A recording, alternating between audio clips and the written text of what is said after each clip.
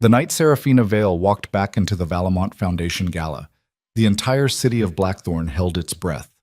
6 months ago, they buried her alive with headlines and lies. Tonight, she returned wearing liquid silver and a smile that promised blood. You're watching the story of a woman once called insane, weak, and the powerful man who once crushed her. But tonight, everything will be reversed. Watch until the end. Like. And comment the name of the city you're watching in.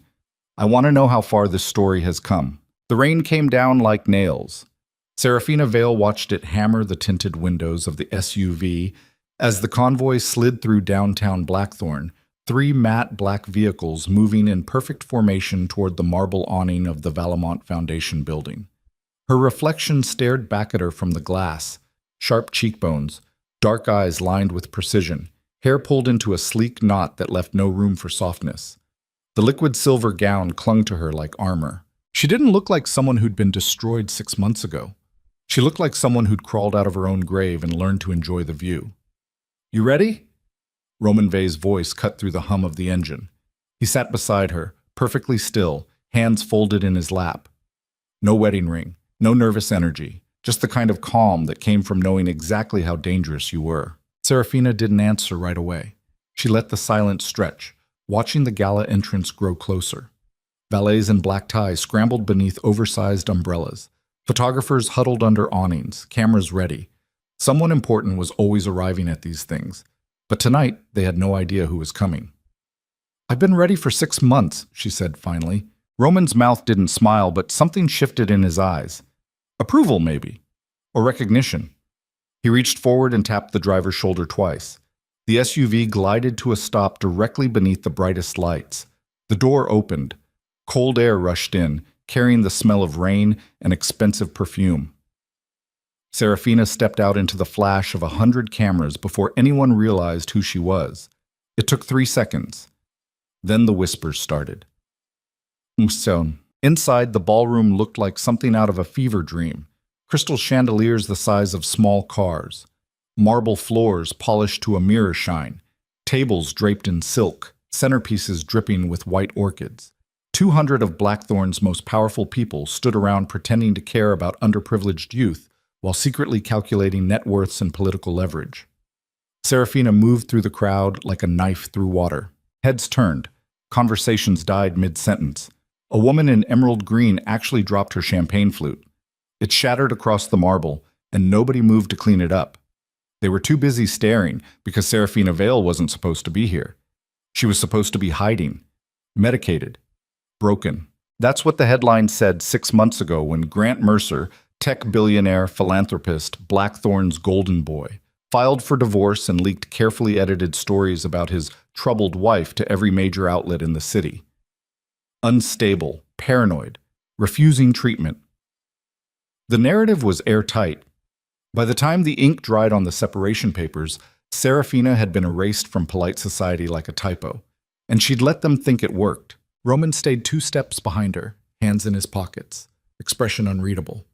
He didn't need to do anything. His presence was the message.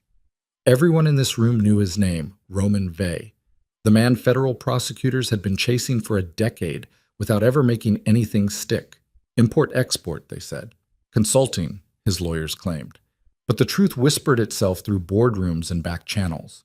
Roman Vey owned half the city's infrastructure, and the other half was too smart to ask questions. The fact that he was standing beside Serafina Vale, publicly, deliberately, meant something had shifted in the ecosystem, and predators always noticed shifts. Across the ballroom, near the bar, Grant Mercer stood frozen with a glass of whiskey halfway to his lips. He looked good. He always looked good. Tailored navy suit, crisp white shirt, silver cufflinks catching the light. 43 years old and aging like expensive wine. His second wife, Ivy, a 26-year-old influencer with 2 million Instagram followers, clung to his arm in a dress that cost more than most people's cars. She was laughing at something a city councilman said, her hand resting possessively on Grant's chest. Then she followed his gaze across the room and stopped laughing. Serafina didn't walk toward him. She didn't need to. She simply stood there, 20 feet away, and let him see her. Let him see what 6 months of silence had built. Let him understand that she hadn't been hiding. She'd been planning. Grant's jaw tightened. He set the whiskey down with a deliberate click and leaned toward Ivy, whispering something. She nodded, smile brittle, and disappeared toward the restrooms. He straightened his tie, rolled his shoulders. Then he started walking. Roman shifted almost imperceptibly. Not stepping forward, just adjusting his weight, the kind of movement that made trained security personnel nervous. Serafina touched his wrist lightly. "I've got this." Roman went still again, watching. Grant closed the distance with the easy confidence of someone who'd spent his entire life winning. He stopped just inside her personal space, close enough to smell her perfume, far enough to maintain plausible deniability if anyone was watching. "Serafina." His voice was warm, public-friendly, the tone he used on quarterly earnings calls. "I didn't expect to see you here." "I'm sure you didn't. You look—" He paused, eyes scanning her face like he was searching for cracks in a foundation. "You look well." "Thank you." Silence stretched between them. Around them, the gala continued. Waiters circulated with champagne. A string quartet played something French and forgettable. But in the 3-foot radius surrounding Serafina and Grant, the air felt pressurized. "I heard you've been staying out of the city," Grant said carefully, "taking time for yourself." "Is that what you heard?" His smile tightened. "I'm glad you're doing better." "Better than what, Grant?" The question landed like a slap. His expression flickered, just for a second, before the professional mask slid back into place. But Serafina saw it. The crack. The thing he didn't want anyone to notice. He was afraid. "Listen," Grant said, voice dropping. "I don't know what you think you're doing here tonight, but—" "I'm attending a charity gala," Serafina said smoothly. "Same as you. With Roman Vey." "Is that a question?" Grant's eyes flicked toward Roman, who stood motionless 10 feet away, hands still in his pockets, face empty of expression. When Grant looked back at Serafina, something new had entered his voice, something sharp. "You have no idea what you're getting involved in." "Don't I?" "Roman Vey isn't—" Grant stopped himself, glancing around at the crowd, lowered his voice further. "He's dangerous, Sarah. Whatever he's told you, whatever he's promised, he hasn't promised me anything." Serafina's smile was a blade. "That's the difference between you two." Grant's face went red. For a moment, she thought he might actually lose control. Might raise his voice, might let the mask slip completely and show everyone in this ballroom exactly what kind of man he was behind the TED Talks and charitable donations. But he didn't. Because Grant Mercer was a professional. He exhaled slowly, forced his shoulders to relax, and manufactured a concerned expression. "I'm worried about you," he said quietly. "That's all. Despite everything that happened between us, I still care about your well-being." It was a perfect performance. And 6 months ago, it would have worked. Serafina would have second-guessed herself. Wondered if maybe he was right, if maybe she was overreacting, if maybe she really had been the problem all along. But that version of her was dead. "You don't need to worry about me anymore, Grant," she said. "You gave up that privilege when you told the entire city I was mentally unstable." His jaw clenched. "I never said—" "You didn't have to say it directly. That's the beauty of your approach. Anonymous sources, concerned friends, leaked medical records." She took a step closer, voice dropping to a whisper. "Did you really think I wouldn't find out where those stories came from?" Grant's face went carefully blank. "I don't know what you're talking about." "Of course you don't." The string quartet finished their song. In the brief silence before the applause, Serafina could hear Grant breathing, fast, shallow, the kind of breathing that came from panic dressed up as confidence. "This isn't over," he said quietly. "No," Serafina agreed. "It's not." She turned and walked away before he could respond. Roman fell into step beside her without a word. They moved through the crowd toward the terrace doors, and this time, people didn't just stare. They parted, like water around a stone, like subjects before royalty, like prey making way for something higher on the food chain. Behind them, Grant stood alone near the bar, watching them go. And for the first time in 6 months, Serafina felt something she'd almost forgotten. Power. Bum! The terrace was quieter. Rain misted down beyond the overhang, turning the city lights into watercolor smears. Serafina gripped the stone railing, letting the cold seep into her palms. Her heart was hammering, adrenaline singing through her veins. She just walked into the lion's den wearing a silver dress and a smile, and somehow she was still standing. Roman joined her on the railing, pulling a cigarette from his jacket pocket. He didn't light it, just held it between his fingers, rolling it absently. "You didn't tell him," he said. "Tell him what?" "About Celia." Serafina smiled. "Where's the fun in that?" Roman almost laughed. "Almost. You're enjoying this." "Shouldn't I?" "Most people who've been through what you have—" He stopped, reconsidering his words. "Most people want it over quickly, clean, painless." "I'm not most people." "No." Roman looked at her sideways. "You're not." Inside the ballroom, the gala chairwoman's voice crackled over the sound system, welcoming everyone to the evening's program. Polite applause, the clinking of silverware on crystal. Serafina watched through the glass doors as the crowd settled into their seats. 200 wealthy people preparing to eat overpriced chicken and pretend they cared about children they'd never meet. Grant sat at a table near the front, Ivy back at his side. He was smiling, shaking hands, playing his part. He had no idea. "Celia should be here by now," Serafina said quietly. "She is." Roman checked his watch. "Third table from the left, red dress." Serafina followed his gaze and found her. Celia Arden, investigative journalist, bulldog with a press pass. She'd spent 3 months building the case that would detonate Grant's empire, cross-referencing offshore accounts, interviewing former employees, tracing shell corporations through 6 different countries. And the entire time, Grant had no idea she was coming, because people like Grant Mercer never thought about consequences. They thought about control. "How much does she have?" Serafina asked. "Enough to bury him twice." Roman finally lit the cigarette, exhaling smoke into the rain. Fraud, embezzlement, bribery. The financial crimes alone will take years to untangle, but the recordings— He paused. "The recordings are what'll break him." Serafina's recordings. The ones she'd made during the final year of their marriage, when she'd finally understood what Grant was doing, how he'd isolated her, gaslit her, convinced her therapist, his therapist, the one he'd recommended, to medicate her into compliance, how he'd used her family's foundation connections to expand his business empire while slowly erasing her from every board, every decision, every room that mattered. She'd recorded it all. Late-night phone calls where he bragged to business partners about manipulating city contracts. Arguments where he threatened her with involuntary psychiatric commitment if she didn't sign paperwork. Meetings where he discussed offshore accounts with lawyers who thought the office was empty.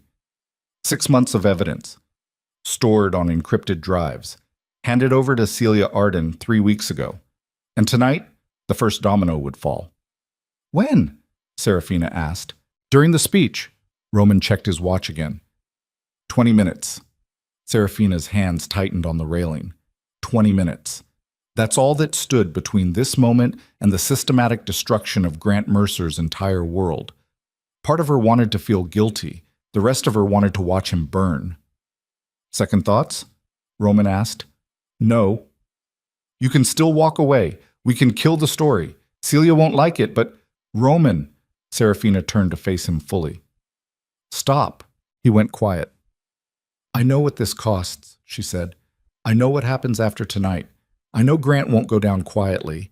I know there'll be lawsuits and investigations and every news outlet in America camped outside my door. I know all of it." She took a breath. "And I'm still here." Roman studied her face for a long moment. Then he nodded once, slowly, and flicked the cigarette into the rain. "All right, then." They went back inside. The gala program droned on. Speeches about youth empowerment, video presentations with swelling music, a performance by a local children's choir that made half the room cry into their napkins while checking their phones. Serafina barely heard any of it. She sat at Roman's table, a private booth near the back, deliberately removed from the main crowd, and watched Grant work the room between courses. He was good at this, shaking hands, laughing at jokes that weren't funny, making donors feel important, every movement calculated, every smile measured. Ivy stayed glued to his side, her role clear. Look pretty. Laugh on cue. Proved that Grant Mercer had moved on to someone younger, easier, less complicated than his first wife. Serafina wondered if Ivy knew yet. Probably not. Women like Ivy didn't ask questions. They just enjoyed the ride until it stopped. At 10:47 p.m., the gala chairwoman returned to the podium. White hair, pearls, old money, and older opinions. She thanked the sponsors, congratulated the committee, and then paused, glancing down at her notes with a small frown. "We have an unexpected addition to tonight's program," she said carefully. "Ms. Serafina Vale has requested a moment to address the gathering." The ballroom went silent. Not the polite silence of an attentive audience, the shocked silence of a bomb threat. Every head turned towards Serafina's table. Grant's face drained of color. Ivy looked confused. Roman didn't move. Serafina stood, smoothing her dress, and walked toward the stage. The crowd parted again. This time, nobody whispered. They just stared, trying to understand what was happening, trying to figure out if this was part of the program or the beginning of a disaster. She climbed the steps to the stage, took her position behind the podium, adjusted the microphone. The lights were brighter up here, hot. She could feel sweat beginning to form at the base of her spine, but her hands stayed steady. Her voice, when she spoke, was clear. "Good evening." Silence. "I want to thank the Valamont Foundation for giving me this opportunity to speak tonight. Many of you know me. Many of you knew my family. My father served on this foundation's board for 30 years before he passed. My mother dedicated her life to the mission of empowering underprivileged youth." Serafina paused, letting that land. "I grew up believing in that mission. I still do." Somewhere in the crowd, someone coughed nervously. "6 months ago, I disappeared from public life," Serafina continued. "The city was told I was unwell, unstable, that I was receiving treatment for mental health issues that had plagued me throughout my marriage to Grant Mercer." She said his name clearly, deliberately. Grant sat motionless at his table, jaw clenched. "Those stories weren't entirely false," Serafina said. "I was unwell, I was struggling, but not in the way the headlines suggested." The room leaned forward. "I was struggling because I'd spent 3 years being systematically convinced that I was losing my mind." Her voice stayed even, factual. "My husband, my ex-husband, used therapy, medication, and isolation to make me doubt my own reality. When I questioned business decisions, I was told I was being paranoid. When I noticed financial irregularities, I was told I was being emotional. When I tried to leave, I was told I was being hysterical." Murmurs rippled through the crowd. "And I believed him," Serafina said quietly. "Because that's what happens when someone you trust spends years teaching you not to trust yourself." She could see faces in the audience now, some shocked, some sympathetic, some calculating, wondering where this was going, wondering if they should leave before the fallout started. "But 6 months ago, I stopped believing him," Serafina continued, "and I started listening to the recordings I'd made, the evidence I'd collected, the truth I'd been too afraid to face." Grant stood abruptly, his chair scraped against marble. "Sit down, Mr. Mercer." The voice came from the side of the room. Celia Arden stood near the edge of the stage, holding a tablet, her expression grim. "You're going to want to hear this." Grant looked at her, looked at Serafina, then slowly, mechanically sat back down. Ivy grabbed his hand. He pulled away. Serafina gripped the edges of the podium. Over the next 48 hours, a detailed investigative report will be published by multiple news outlets. It will outline systematic fraud, embezzlement, and corruption tied directly to Mercer Global Holdings, offshore accounts, falsified contracts, bribery schemes involving city officials and federal regulators. The murmurs turned into gasps. The evidence includes financial records, email correspondence, witness testimony, and audio recordings. Serafina's voice didn't shake. "Many of those recordings feature my ex-husband discussing illegal business practices. Some of them feature him threatening me with psychiatric commitment if I interfered with his operations." Someone screamed, or maybe it was just a sharp intake of breath amplified by shock. Either way, the ballroom erupted. People stood, phones came out, flashbulbs popped. Board members rushed toward exits. Lawyers started making calls. And through it all, Grant Mercer sat perfectly still, staring at Serafina like she was a stranger. "I'm not here tonight for revenge," Serafina said, raising her voice over the chaos. "I'm here because women like me, Women who are gaslit, medicated, and silenced by powerful men deserve to know they're not crazy. They're not broken. They're being systematically destroyed by people who profit from their silence. She paused, letting that settle. I was never broken, she said quietly. I was buried alive by people who needed me silent. The room went still again, not because they wanted to listen, because they didn't know what else to do. Serafina looked directly at Grant. But I dug myself out, and now everyone gets to see what you buried. She stepped back from the podium and walked off the stage into absolute pandemonium. Security tried to control the crowd, but it was useless.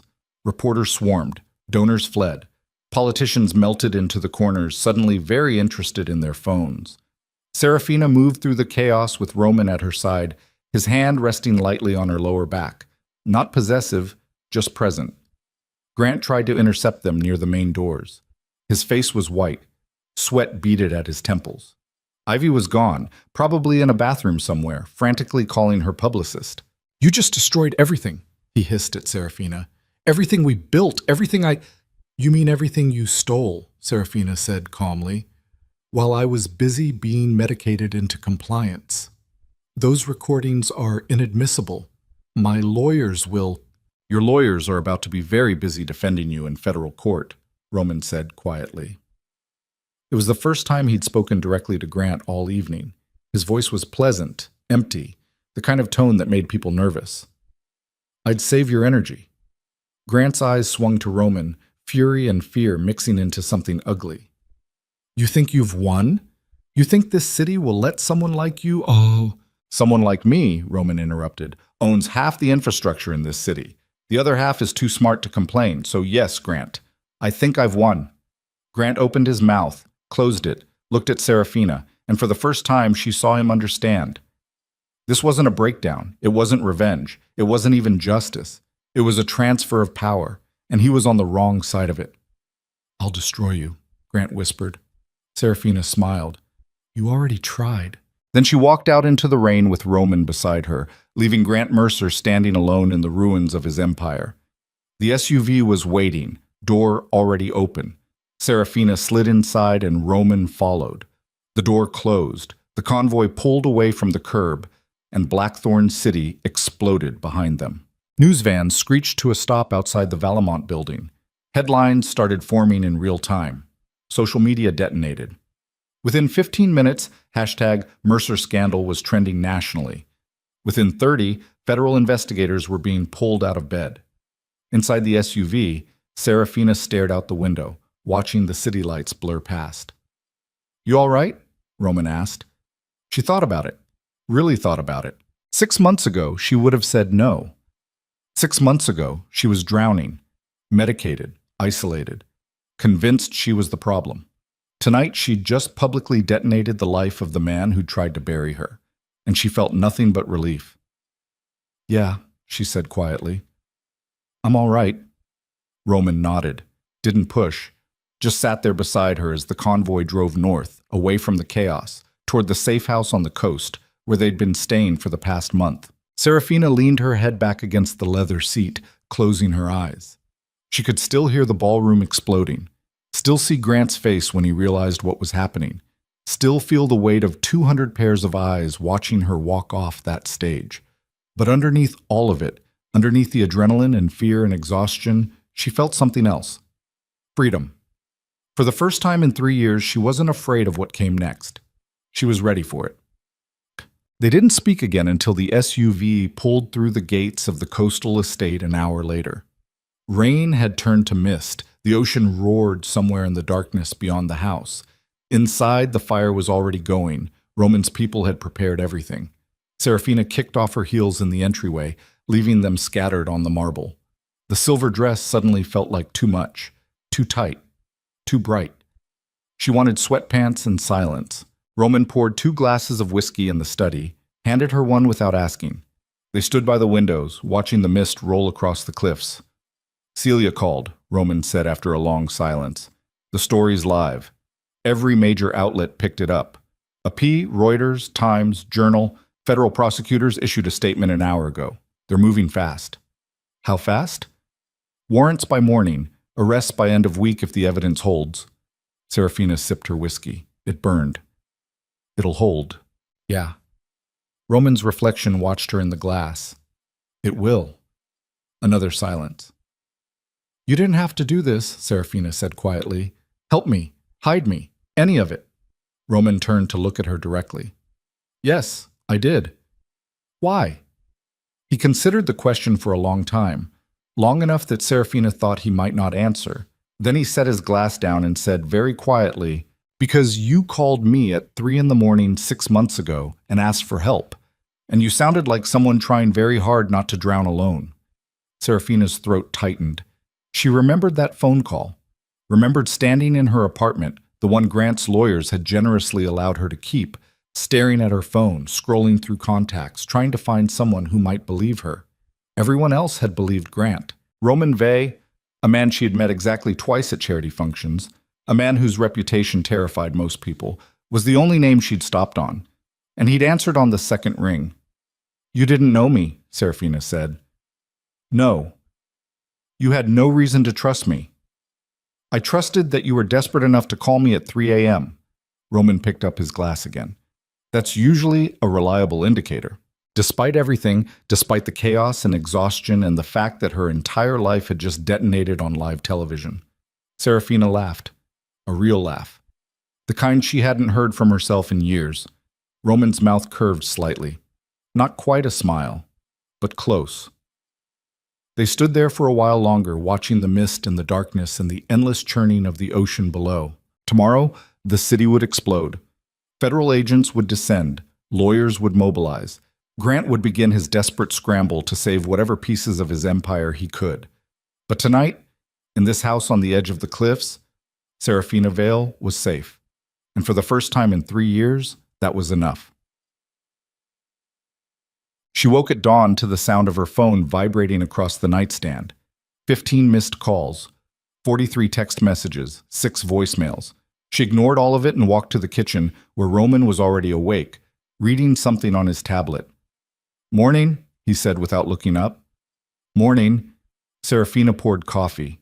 Black. Hot. What's the damage? Mercer Global stock crashed before markets opened. Down 62% in pre-trading. Federal agents raided 3 different offices at sunrise. Grant's legal team issued a statement denying everything. His publicist quit. Roman finally looked up. And Ivy filed for divorce. Serafina blinked.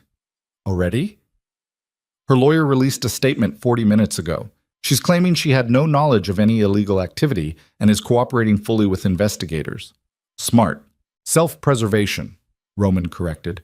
She knows a sinking ship when she sees one. Serafina sat down across from him, wrapping both hands around her coffee mug. The kitchen was quiet except for the distant crash of waves. Morning light filtered through the windows, turning everything soft and gold. It felt surreal. 24 hours ago, she'd been preparing for war. Now the war was over. And somehow, she'd survived. Celia wants to interview you, Roman said, setting the tablet aside. Exclusive. She's offering editorial approval and control over what gets published. When? Whenever you're ready. Serafina thought about it, about sitting down in front of cameras and microphones and telling the entire world what Grant had done, what he'd taken, what she'd had to become to survive him. Part of her wanted to hide, wanted to stay in this house on the cliffs forever and never face another reporter again. But the other part, the part that had spent 6 months building a case, collecting evidence, and preparing for this exact moment, knew she couldn't stop now. This wasn't just about her anymore. Tell Celia I'll do it, Serafina said, but not yet. Give it a week. Let the federal case develop.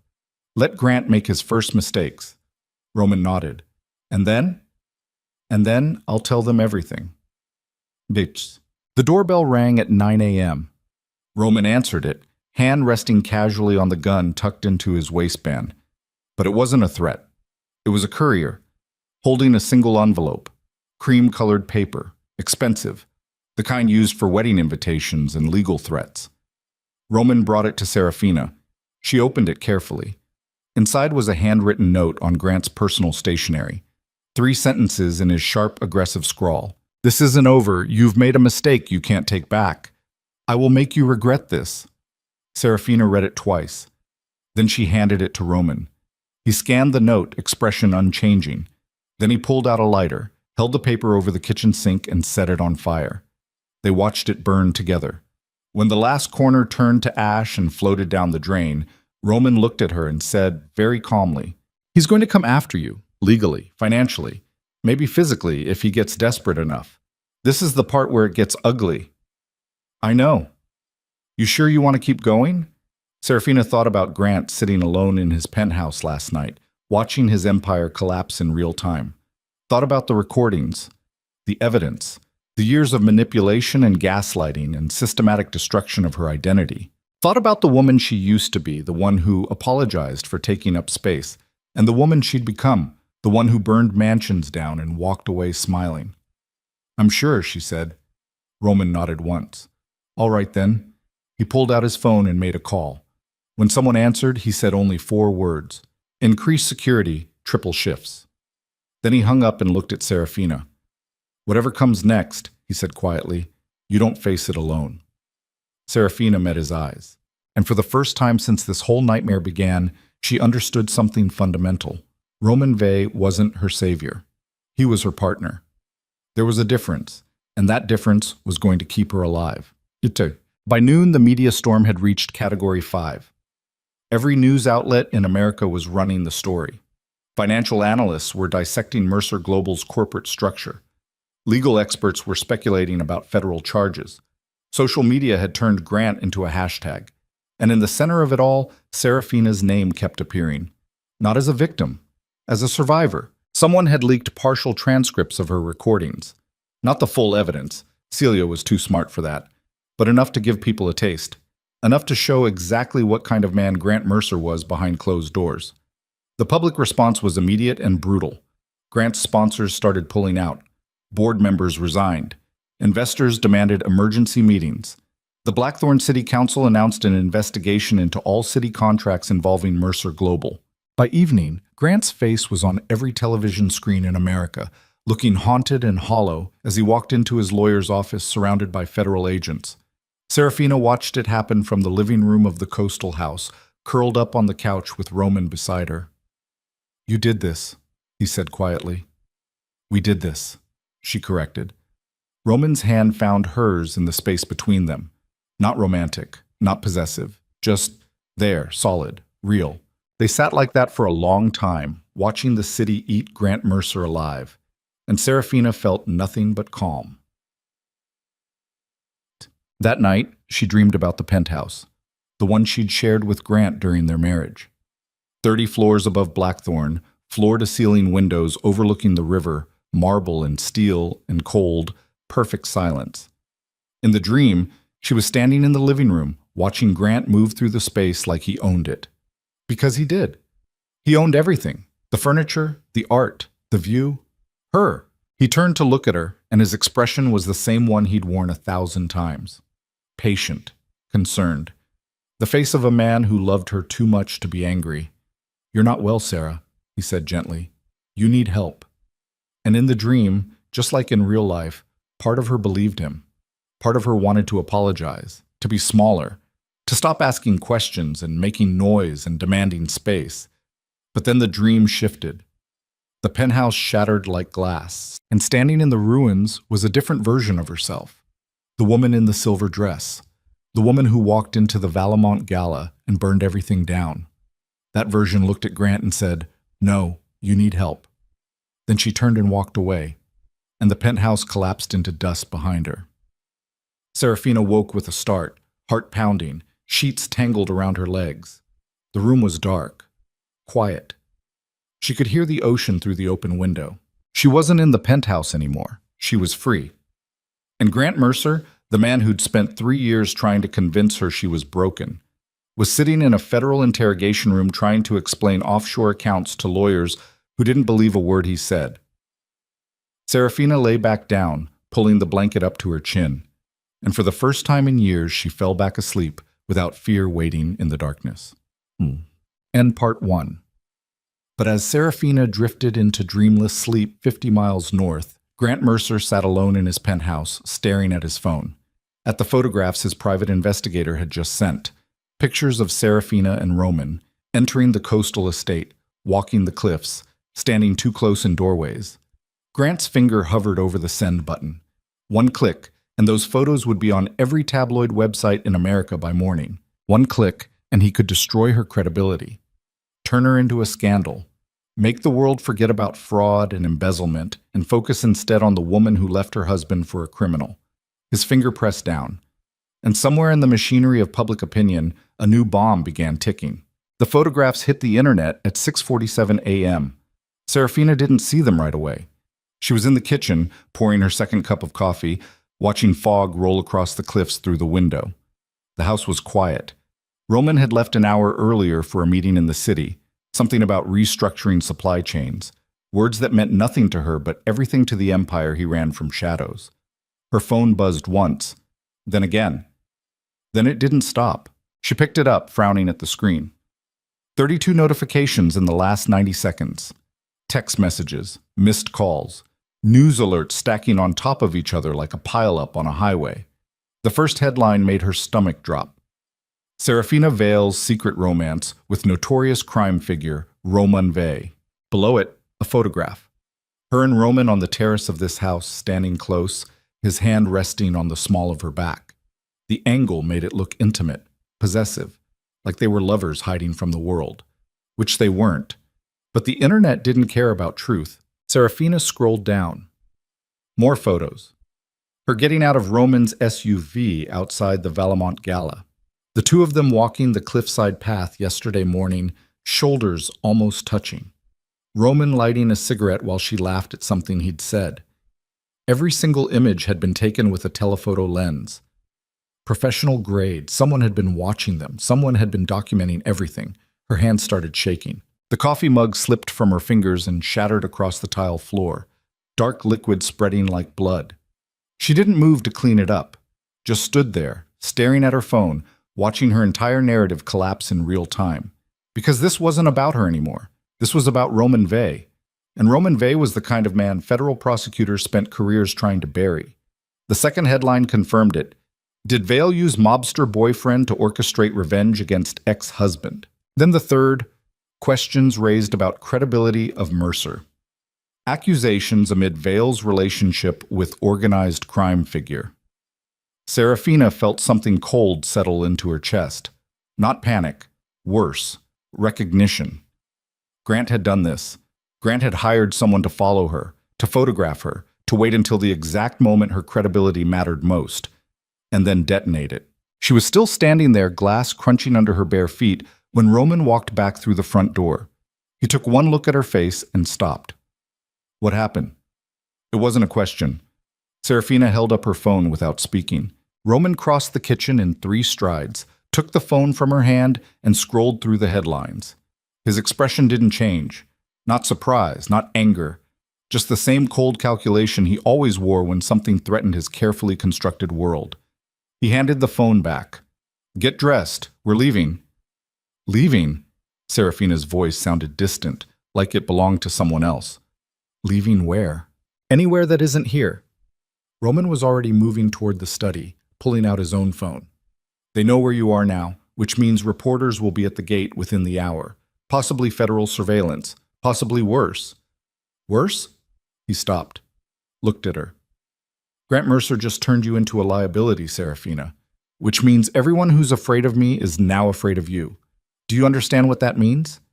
She didn't answer, because she did understand. It meant she'd just become a target. They were in the SUV 15 minutes later, racing south along the coastal highway. Rain hammered the windshield. Roman drove with both hands on the wheel, jaw tight, eyes scanning every vehicle they passed like he was expecting an ambush. Serafina sat in the passenger seat, phone clutched in her lap, watching the headlines multiply. Twitter was on fire. Reddit threads dissecting every photograph. Cable news panels debating whether her accusations against Grant were legitimate or part of some elaborate scheme orchestrated by Roman Vale. The narrative was shifting, and it was shifting away from her. They're saying I made it all up, she said quietly, that the recordings are fake, that you paid Celia to publish the story. Roman's knuckles went white on the steering wheel. Celia's evidence is airtight. The federal prosecutors wouldn't have moved this fast if it wasn't. That doesn't matter anymore. Serafina's voice cracked. All they see now is me and you, the unstable ex-wife and the mobster. It's the perfect story. It makes everything else look like a conspiracy. You're not unstable. I know that. The words came out louder than she meant, sharper. I know I'm not unstable, Roman, but the entire fucking country just watched me walk into a gala with a man the FBI's been investigating for a decade. What do you think that looks like? Silence filled the car. Heavy. Suffocating. Roman took an exit off the highway, winding through back roads Serafina didn't recognize. Trees pressed close on both sides. No other cars, no witnesses. Where are we going? She asked. Safe house. Different one. Nobody knows about it except me and two other people. Roman, I need you to trust me. His voice was quieter now, almost gentle. The tone he used when he was about to tell her something she didn't want to hear. Grant's not playing defense anymore. He's going on offense. These photos are just the opening move. Serafina looked at him, really looked. The sharp line of his jaw, the scar above his left eyebrow. The way he held himself like violence was always an option, but never the first choice. Did you know, she asked, that someone was following us? I suspected. And you didn't tell me? I was handling it. Handling it how? Roman didn't answer, just kept driving, and Serafina felt something crack open inside her chest, something that had been holding together with hope and adrenaline and the desperate belief that she wasn't alone in this fight. You used me, she said. What? You knew they were watching. You knew Grant would try to discredit me, and you didn't tell me because... Her throat closed. Because you wanted to see what he'd do. That's not... Don't lie to me. Her voice was shaking now. Don't you fucking dare lie to me, Roman. I have spent 3 years being lied to by men who thought they knew better. Men who thought they were protecting me. So if you knew someone was photographing us and you didn't tell me, that means you made a calculation. You decided I didn't need to know. Roman's hands tightened on the wheel. I was trying to keep you safe. By keeping me in the dark? By not giving you another thing to be afraid of. The words came out harsh, louder than she'd ever heard him speak. You were barely sleeping, Serafina. You were jumping at shadows. I wasn't going to add surveillance paranoia on top of everything else you were carrying. That wasn't your decision to make. Yes, it was. Roman's jaw clenched. Because you called me 6 months ago and asked for help. And helping you means making decisions you don't have the luxury of making yourself. The words hit like a slap. Serafina turned to stare out the window, vision blurring. She didn't know if it was rain on the glass or tears in her eyes. Didn't care. They drove in silence for another 20 minutes. When Roman finally pulled up to a small cottage buried in dense forest, the rain had turned to mist. He killed the engine. Neither of them moved. I'm sorry, he said finally. I should have told you. Serafina wiped her eyes with the back of her hand. Yeah, you should have, but I'd do it again. His voice was flat, honest. Because keeping you alive matters more than keeping you informed. She looked at him. At the man who'd answered her desperate phone call at 3 a.m, who'd hidden her, protected her, given her the resources to build a case against Grant, who'd stood beside her at the gala while the entire city watched. And she realized something she'd been trying very hard not to think about. Roman Vey wasn't her partner. He was her handler. There was a difference, and that difference was going to get her killed. The cottage was smaller than the coastal house. 1 bedroom, kitchen barely bigger than a closet, furniture that looked like it came from a thrift store 20 years ago. But the windows were bulletproof, the doors reinforced steel, and the security system had more cameras than a casino. Serafina sat on the sagging couch, phone in her lap, watching the media storm intensify. Roman paced near the window, making calls in a language she didn't recognize. Russian, maybe, or something Eastern European. His voice was low, controlled, but she could hear the edge underneath. He was worried. Roman Vey didn't get worried, which meant they were in deeper trouble than he was saying. When he finally hung up, she asked, "What now?" "Now we wait." "For what?" "For Grant to make his next move." Roman sat down across from her, elbows on his knees. The photos were designed to undermine your credibility, but they don't change the evidence. Celia's reporting is solid. The federal case is moving forward. Grant's still buried. Unless he buries me first. Roman's eyes met hers. He won't. How do you know? Because I won't let him. The certainty in his voice should have been comforting. Instead, it made her angry. You can't protect me from public opinion, Roman. You can't stop every reporter or tabloid or Twitter thread that decides I'm a liar. You can't. She stopped, breathing hard. I thought I was taking my life back, but all I did was trade one cage for another. That's not. Yes, it is. She stood, needing to move, needing to do something other than sit still while the world ripped her apart. Grant controlled me with fear and medication. You control me with protection and secrecy. It's the same thing, just a different uniform. Roman went very still. I have never tried to control you. Then why didn't you tell me about the surveillance? I told you. Because you thought you knew better, her voice cracked. Because you decided what I could handle and what I couldn't. Just like Grant did. Just like my therapist did. Just like every single person in my life who claimed they were helping me. Silence crashed between them. Roman stood slowly, walked to the window, stared out at the rain-soaked forest. When he spoke again, his voice was so quiet she almost didn't hear it. My father used to say that power is knowing when to pull the trigger and when to wait. He didn't turn around. I've spent my entire life learning that lesson. Watching, calculating, making decisions other people can't make because they're too emotional or too scared or too decent. Serafina waited. I don't know how to do this any other way, Roman continued. I don't know how to help someone without controlling the variables. It's not. He stopped, started again. It's not because I think you're weak, Serafina. It's because I've seen what happens when people I care about become collateral damage. The words hung in the air. People I care about. Serafina felt something shift in her chest. Something she'd been carefully avoiding since the night he answered her phone call. Is that what I am? She asked quietly. Someone you care about? Roman turned to look at her. His face was unreadable, but his eyes weren't. Yes. One word. No elaboration, no pretty speech, just the truth. Serafina crossed the room until she was standing in front of him, close enough to see the faint scar above his eyebrow, close enough to smell gunpowder and expensive cologne. I need you to stop protecting me, she said. I can't do that. Then I need you to start trusting me. Her voice steadied. I'm not fragile, Roman. I survived 3 years with Grant Mercer. I recorded him committing federal crimes while he was trying to have me committed. I walked into a ballroom full of people who wanted me gone and burned his empire to the ground. She took a breath. So stop treating me like I'm going to break. Roman's jaw worked. And if I can't, then we're done. The words came out harder than she meant, colder. But she didn't take them back, because she meant them. She'd spent too long being managed by men who thought they were saving her. If Roman couldn't see her as an equal, if he couldn't trust her with the truth, even when it was ugly, then she was just trading one prison for another. Roman held her gaze for a long moment. Then, slowly, he nodded. All right. All right? You want the truth? All of it? His voice was hard now, clinical. Grant's hired a private security firm, ex-military.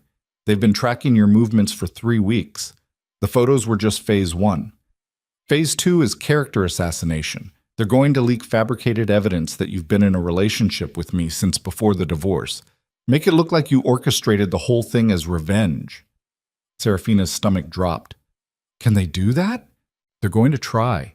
They've already planted sources in 3 major outlets. By tomorrow morning, there'll be anonymous testimony from people claiming they saw us together months ago. Hotel receipts, restaurant reservations, text message screenshots.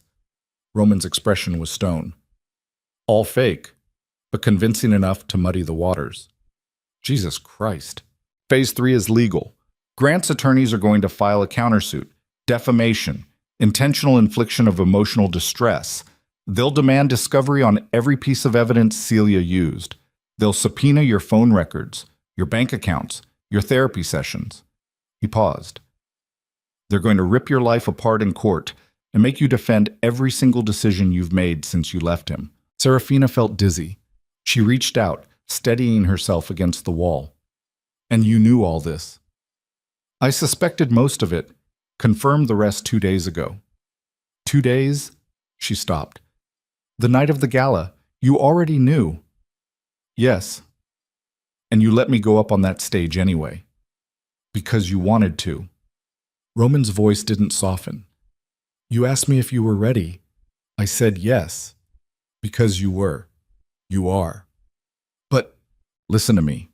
He closed the distance between them, hands on her shoulders. Grant Mercer is going to come at you with everything he has. Lawyers, private investigators, manufactured evidence. He's going to try to make you look like a scorned wife who seduced a criminal to destroy her ex-husband. And some people will believe him. Maybe a lot of people. Serafina's eyes burned. Then what's the point if he's just going to... The point, Roman interrupted, is that the federal case against him is real. The evidence is real. Your recordings are real. Everything else is noise. And noise doesn't matter when the DOJ has you on tape discussing offshore bribery schemes. His grip tightened. So yes, the next few months are going to be hell, but at the end of it, Grant Mercer goes to prison, and you get to walk away. You don't know that. Yes, I do. His voice was certain, absolute. Because I've spent 30 years surviving people like Grant. And the one thing they all have in common is they don't know when to stop. They keep pushing, keep escalating, until they push themselves right off a cliff. He let go of her shoulders, stepped back. Grant's already falling. He just doesn't know it yet. Serafina stared at him, at the man who'd just laid out her entire nightmare in clinical detail, who'd known for days and said nothing. And she realized he was right, not about keeping it from her. That was still bullshit. But about Grant. Men like Grant Mercer didn't know how to lose quietly.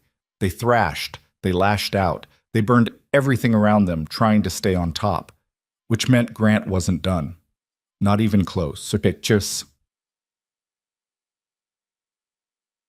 The call came at 2 a.m.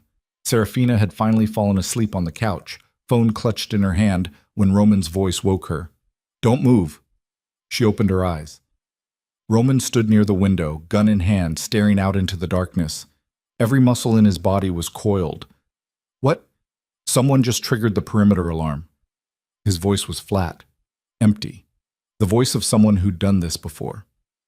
2 vehicles, possibly 3, came in from the north access road. Serafina sat up, heart hammering. Police? No. Roman moved to the security panel, fingers flying over the touchscreen. Police would have announced themselves. This is something else. The monitors lit up, showing night vision footage from 6 different angles.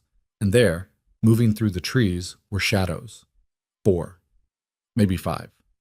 Dressed in dark tactical gear, moving with military precision. Grant's private security firm. Get to the bedroom, Roman said quietly. Lock the door. Don't come out until I tell you. Roman, now. The command in his voice left no room for argument. Serafina ran. She made it to the bedroom just as the first window shattered. Glass exploded inward. Something heavy hit the floor. Serafina slammed the bedroom door, turned the deadbolt, and pressed her back against the wall, breathing so hard she thought she might vomit. Voices outside, muffled commands, footsteps moving fast through the cottage. Then a gunshot. Then 3 more. Serafina's hands were shaking so badly she could barely hold her phone. She dialed 911. Her fingers kept slipping off the screen. Come on, come on, come on. The call connected. 911, what's your emergency? Someone's breaking into... Serafina's voice cracked. There are men with guns. I don't know where I am. A cottage? Forest. North of... Another gunshot. Closer this time. The 911 operator was saying something, but Serafina couldn't hear over the blood pounding in her ears. She dropped the phone, backed further into the corner, stared at the door like she could will it to stay closed through sheer force of terror. Footsteps in the hallway, getting closer. The doorknob rattled. Serafina stopped breathing. Serafina, Roman's voice, hoarse. Open the door. She scrambled forward, fingers fumbling with the lock, yanked the door open. Roman stood there, shirt torn, blood on his hands. She couldn't tell if it was his. Gun still raised. Behind him, the cottage looked like a war zone. Broken glass. overturned furniture, dark stains on the floor she didn't want to think about. "Are you hurt?" he asked. She shook her head, unable to form words. "Good." He grabbed her hand. "We're leaving. Now." They ran. Out through the back door, into the forest, rain soaking them in seconds. Roman moved like he could see in the dark, pulling her through trees and underbrush, gun in his other hand. Serafina's bare feet hit rocks and branches, but she didn't feel it. Couldn't feel anything except the terror singing through her veins.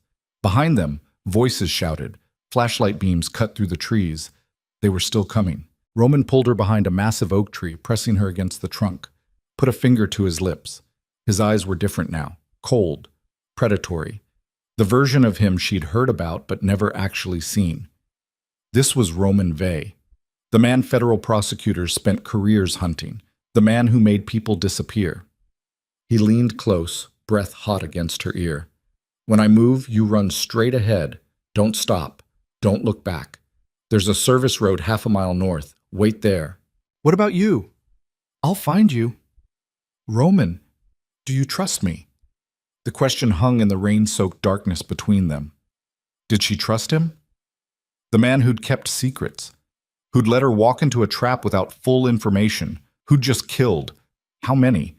Men to keep her alive. Did she trust him?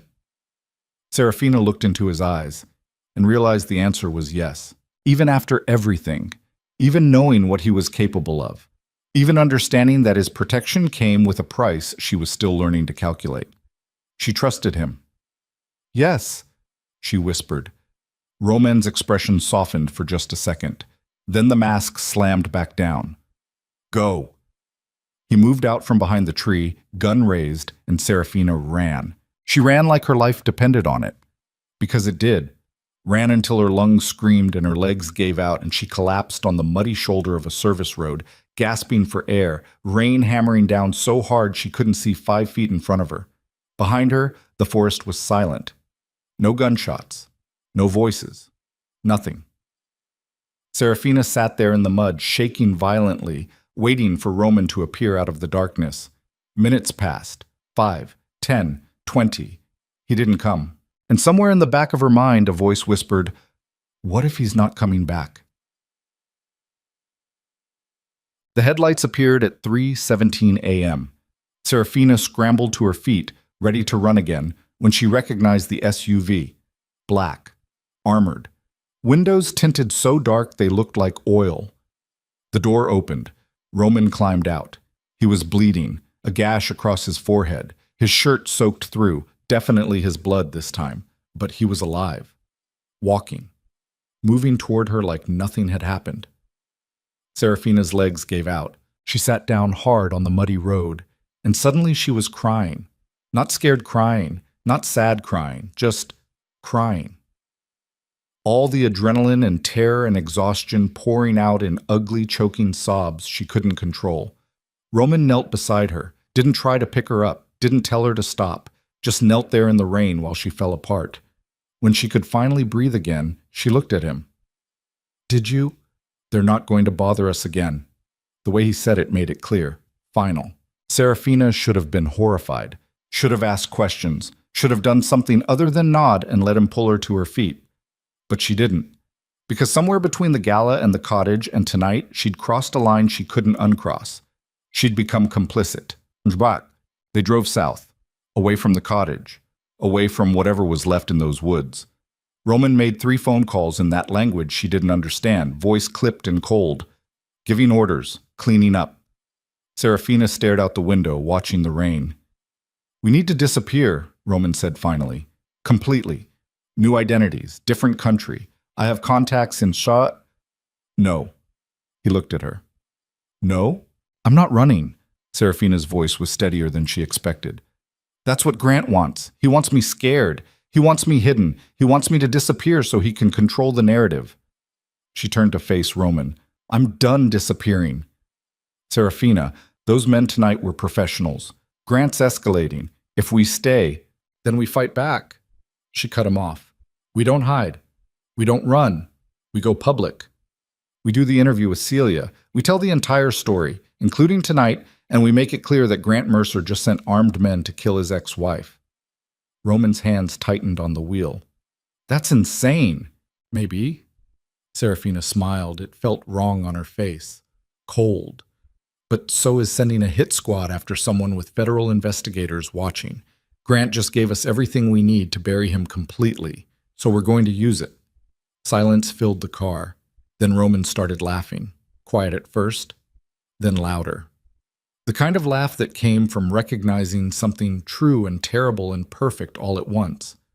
You're out of your mind, he said. Probably. This could get you killed.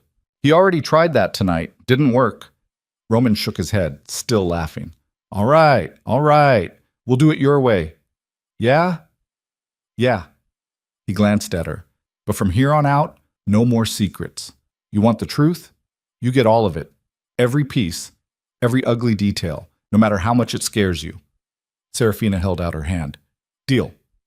Roman took it. His palm was rough, calloused, warm despite everything. They shook once, formally, like they were signing a contract written in blood. Celia Arden's apartment was in downtown Blackthorn, 7th floor of a converted warehouse building. They arrived at dawn, soaking wet, covered in mud and blood. Celia opened the door, took one look at them, and said, Jesus Christ, get inside. She was small, 40-something, gray streak in her dark hair, the kind of woman who looked like she survived on coffee and rage. Her apartment matched, walls covered in papers, photographs pinned to corkboards, 3 laptops open on the dining table. Roman collapsed on the couch. Serafina stayed standing. I need you to publish something, she said. Celia was already pouring whiskey into 3 glasses. Figured as much, given the state of you. She handed one glass to Serafina. What happened? Grant sent men to kill me. Celia's hand froze halfway to her mouth. What? Tonight. A cottage north of the city. At least 5 men. Tactical gear. Roman. Serafina glanced at him. Roman handled it. Celia looked at Roman, who stared back expressionlessly. She set her glass down very carefully. Are they dead? They're handled, Roman said. That's not an answer. It's the only one you're getting. Celia turned back to Serafina. You have proof? Photographs? Video? Security footage from the cottage, the 911 call. And Serafina pulled out her phone, opened the recording app. I recorded the whole thing, from the moment Roman saw them coming until we got in the car. Celia's eyes went wide. I recorded my marriage to Grant for a year, Serafina said simply. Recording has become a survival instinct. For a long moment, nobody spoke. Then Celia started laughing. You're fucking terrifying, you know that? Yeah, Serafina said. I'm learning. Celia grabbed her laptop. Send me everything, audio, video, the 911 call. I need to verify it, cross-reference it, get legal to clear it. But if this holds up, she stopped. If this holds up, Grant Mercer just committed attempted murder. Federal prosecutors will add it to the indictment. He won't see sunlight for 20 years. How fast can you publish? 48 hours.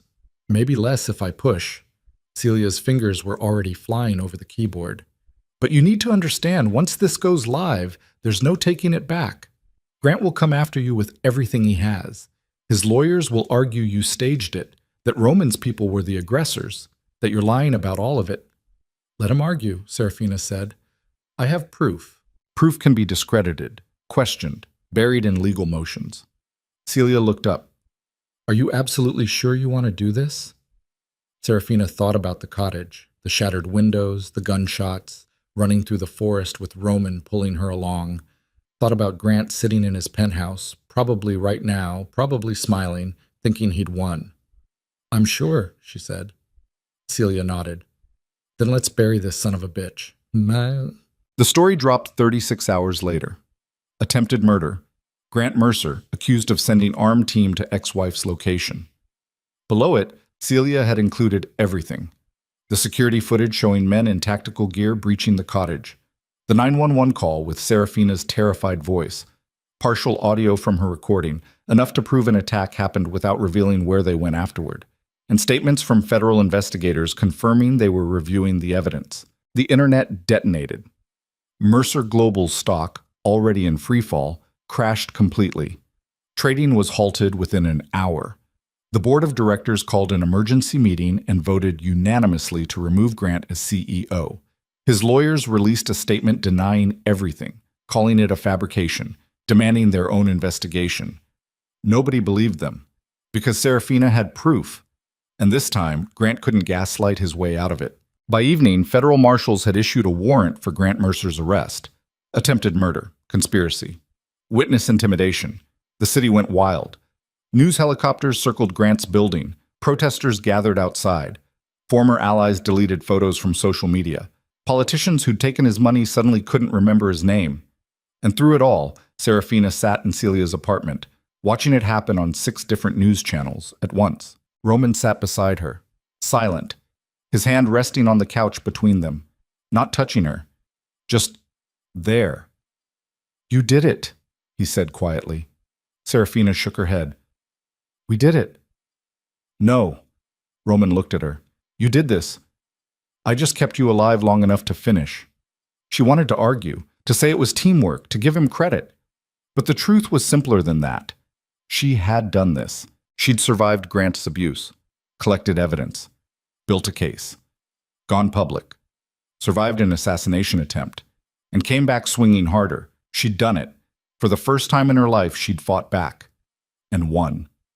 The knock on the door came at 11 p.m. Celia answered it, then stepped aside. 2 federal agents, dark suits, serious faces, the kind of people who didn't smile during working hours. "Ms. Vale?" The taller one held up a badge. "We need you to come with us." Serafina's stomach dropped. "Why?" "Grant Mercer was arrested 2 hours ago. He's requesting to speak with you." Roman stood immediately. "Absolutely not. She's not going anywhere near—" "It's voluntary," the agent interrupted. "She doesn't have to come. But Mr. Mercer has indicated he's willing to cooperate fully with our investigation if she agrees to meet with him. 1 conversation, supervised, recorded." Serafina stared at them. "He wants to make a deal." "We can't comment on that." "But he does." She looked at Roman. "He's trying to negotiate, using me as leverage." Roman's face was stone. "Tell him to go fuck himself." The agent's expression didn't change. "Ms. Vale, I understand this is difficult, but if Mr. Mercer is genuinely willing to cooperate, it could expedite the entire federal case. We're talking about a network of corruption that spans multiple agencies and corporations. If he gives us names, documents, testimony." The agent paused. "We could dismantle something much bigger than just his company." Serafina's heart hammered. "And if I say no, then we continue building the case without his cooperation. It'll take longer, be messier, but we'll get there." "Don't do this," Roman said quietly. "You don't owe him anything."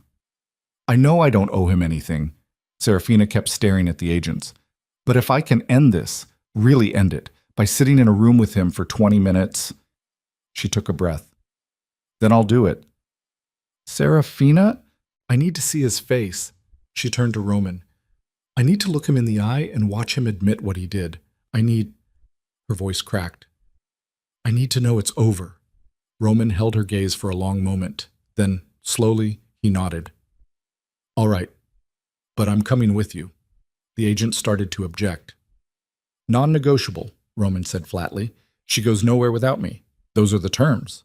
The agents looked at each other. Then the shorter one sighed. "Fine, but you stay outside the room. Security will be present throughout." "Good." Roman's hand found Serafina's. "Then let's go finish this. That's it." The federal building was downtown. Gray stone, sterile hallways, the kind of place where lives got systematically destroyed by paperwork and legal procedures. They put Serafina in a conference room on the 8th floor. White walls, steel table, chairs bolted to the floor, a camera in the corner recording everything. Roman waited in the hallway outside with 2 agents who watched him like he might disappear if they blinked. Serafina sat alone at the table, hands folded in her lap, trying to breathe normally. The door opened. Grant Mercer walked in. He looked awful. Expensive suit wrinkled, hair uncombed, dark circles under bloodshot eyes. He'd aged 10 years in 2 weeks. The golden boy of Blackthorn City reduced to this, A man in federal custody wearing an ankle monitor under his perfectly tailored pants. He sat down across from her. Didn't speak immediately, just stared at her like he was trying to understand how they'd gotten here. Finally, he said, "You look good." Serafina didn't respond. "I mean it. You look—" Grant swallowed. "You look healthy, strong. I'm glad." "Don't." "Don't what?" "Don't pretend you care how I look." Her voice was ice. "You tried to have me killed 3 days ago, so whatever you're about to say, skip the part where you pretend to be concerned about my well-being." Grant's face twitched. That wasn't—" He stopped, started again. "Those men weren't supposed to hurt you. They were supposed to scare you, make you understand you were in over your head. By breaking into a house with guns? By showing you what Roman Vey actually is." Grant leaned forward. "Serafina, I know you think I'm the villain here. I know the story you've told yourself. But Roman isn't protecting you. He's using you. He saw an opportunity to destroy me and he took it. You were just the weapon." Serafina stared at him.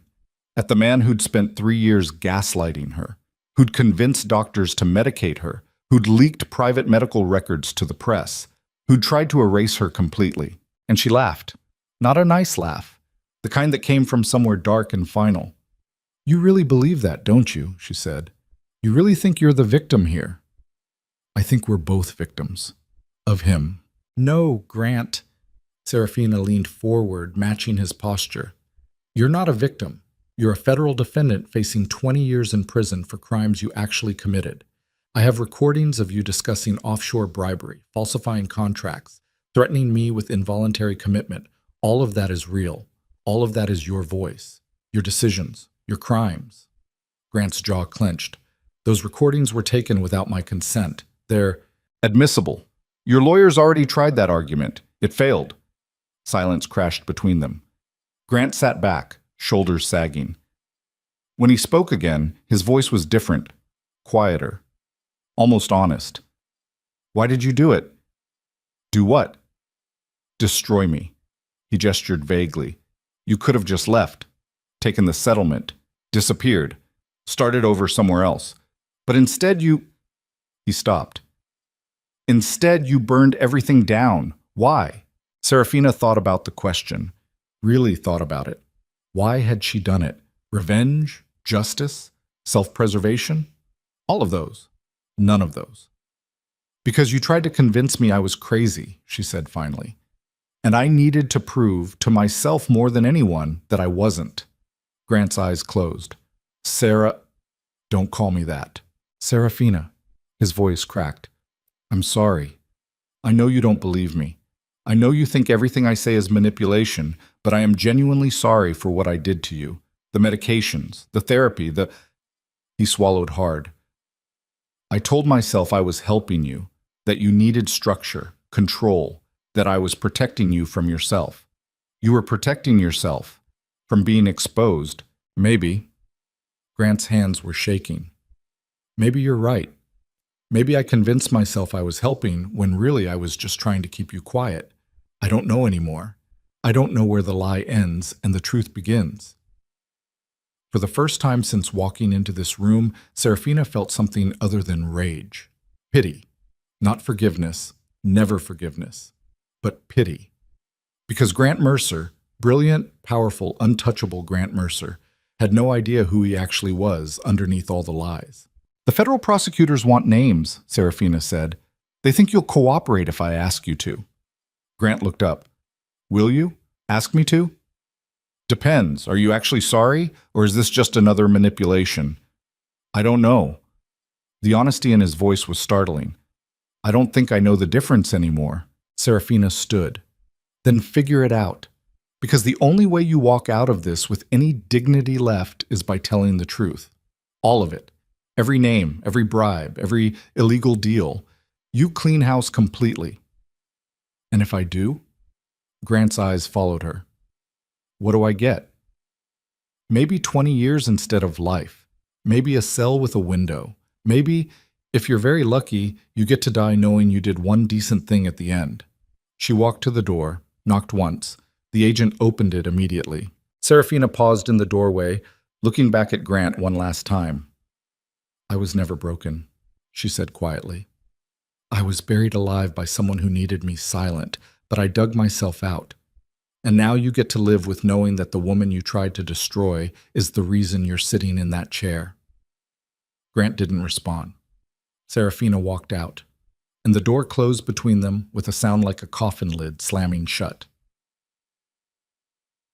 Roman was waiting exactly where she left him. He stood when he saw her, searching her face. You all right? Serafina nodded. She wasn't crying, wasn't shaking, just tired. The kind of tired that came from carrying weight for so long you forgot what it felt like to set it down. Let's go home, she said. Roman's hand found hers. Where's home? Good question. The coastal house was compromised. The cottage was a crime scene. Celia's apartment was temporary. Serafina had nowhere that felt safe. Nowhere that felt like hers. She looked at Roman, at the man who'd answered her desperate phone call, who'd kept her alive through assassination attempts and media storms and her own unraveling, who'd lied to her, protected her, trusted her when she'd proven she could handle the truth. I don't know, she admitted, but wherever it is, I want you there. Roman's expression shifted. Something warm broke through the ice. All right, he said. They walked out of the federal building together, hand in hand, into the cold blackthorn night. And behind them, in a conference room on the 8th floor, Grant Mercer sat alone with federal prosecutors and began giving them names. Because in the end, that's what men like Grant always did. They saved themselves, even if it meant destroying everyone else first. End Part 2. But as Serafina and Roman disappeared into the city, neither of them noticed the black sedan parked across the street, or the woman inside with a telephoto lens, or the way she smiled as she uploaded the newest photographs, Serafina and Roman holding hands, walking together like lovers, to an encrypted server. Grant Mercer wasn't the only one who'd hired private investigators, and the next phase of the war was about to begin. The photographs appeared in Serafina's inbox at 4:32 a.m.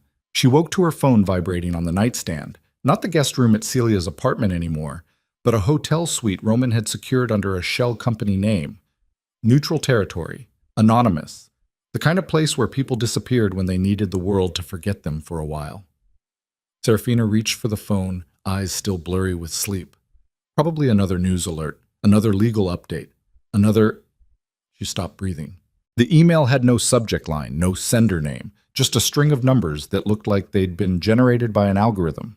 And 12 attached photographs, her and Roman, leaving the federal building, walking hand in hand through downtown Blackthorn, getting into his SUV, standing close in the hotel lobby. Each image time-stamped, geotagged, professional quality. Someone had been following them. Again. But these weren't the tabloid shots from before. Angles designed to look romantic, intimate, scandalous. These were surveillance photos. Clinical, detached, the kind intelligence agencies use to build cases. Below the photographs, a single line of text. You should ask him about Prague. Serafina sat up slowly, heart hammering. Her hands were shaking so badly she almost dropped the phone. She read the message again, then again. The words didn't change. You should ask him about Prague. She didn't know what that meant, had no context, no frame of reference, but the way it was phrased, casual, intimate, like the sender knew she'd understand once she asked, made ice settle into her stomach. Roman was asleep in the chair by the window. He'd insisted on staying in her room, said it was safer. She'd been too exhausted to argue. Now he sat slumped against the leather, gun resting on his thigh, one eye probably half open even in sleep. Serafina stared at him, at the man who'd kept her alive, who'd answered her call at 3 a.m. 6 months ago, who'd protected her through assassination attempts and media firestorms, who'd also lied to her about surveillance, who'd made decisions without consulting her, who'd killed men in those woods and never told her exactly how many or why. You should ask him about Prague. She didn't want to ask, because asking meant opening a door she couldn't close. Asking meant acknowledging that maybe, there were things about Roman Vey she didn't know, things that mattered, things that changed the equation. But she'd told him 2 days ago, no more secrets, no more protection through omission, so she had to ask, even if the answer destroyed everything. Roman, His eyes opened immediately. Not the slow blink of someone waking up. The instant alertness of someone who'd trained themselves never to be truly unconscious. What's wrong? Not a question, a statement, because he could read her face that quickly. Serafina held up her phone. I got an email, anonymous, with photos of us from yesterday. Roman was on his feet in seconds. He crossed the room, took the phone from her hand, and scrolled through the images. His expression didn't change. Not surprise, not concern, just that same cold calculation she was starting to recognize as his default. When did this come in? He asked. 4:30. Maybe 20 minutes ago.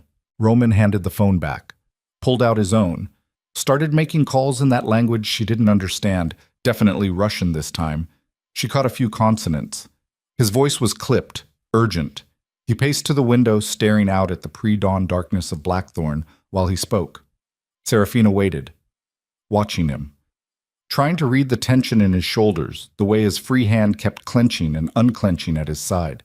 He hung up, made another call, this one shorter, angrier. When he finally turned back to her, his face was carefully blank. My security team is running traces on the email. Shouldn't take long to... What's Prague? Serafina interrupted. The question landed like a gunshot. Roman went absolutely still, the kind of stillness that came from training, from knowing that any movement, any flicker of expression could give away something you weren't ready to reveal. Where did you hear that name? His voice was too controlled, too careful. The email, below the photos. It said I should ask you about Prague. Serafina stood, pulling the hotel robe tighter around herself. So I'm asking, what's Prague? It's a city in the Czech Republic. Roman. Serafina, don't. She cut him off. Don't do that. Don't deflect. Don't manage me. We had a deal. No more secrets. So tell me, what is Prague? Silence filled the hotel room. Heavy. Suffocating. Roman walked to the minibar, poured himself 2 fingers of whiskey despite the hour, and drank half of it in one swallow. When he finally spoke, his voice was flat, empty. Prague was an operation 8 years ago, before I met you, before any of this. What kind of operation? The kind where people don't come back. Serafina's stomach dropped. People you killed? People who needed to disappear. Roman drained the rest of the whiskey. There was a trafficking network operating through Eastern Europe, moving girls, children. The kind of operation law enforcement couldn't touch because too many politicians were involved, too many protected players. So you... what? Took them out yourself? Someone had to. And Grant knows about this? Serafina's voice was rising now. Grant Mercer somehow knows about an illegal operation you ran 8 years ago? Apparently. Roman set the glass down with deliberate precision. Which means someone talked. Someone who was there. Someone who knows enough to use it as leverage. Leverage for what? Roman looked at her. Really looked at her. And in his eyes, she saw something she'd never seen before. Fear. To discredit the entire case against Grant, he said quietly. If they leak evidence that you've been working with someone who's committed multiple homicides, even justified ones, it undermines everything. The recordings, the federal investigation, all of it becomes tainted because your primary supporter is a killer. Serafina felt dizzy. She sat down on the edge of the bed, hands gripping the mattress. But the evidence is real. The crimes Grant committed are real. That doesn't change just because it doesn't matter if it's real. Roman's voice was hard now, brutal. What matters is the narrative, and the narrative becomes unstable ex-wife teams up with international criminal to fabricate evidence and destroy innocent businessmen. That's the story. That's what a jury sees. That's what the public believes. No.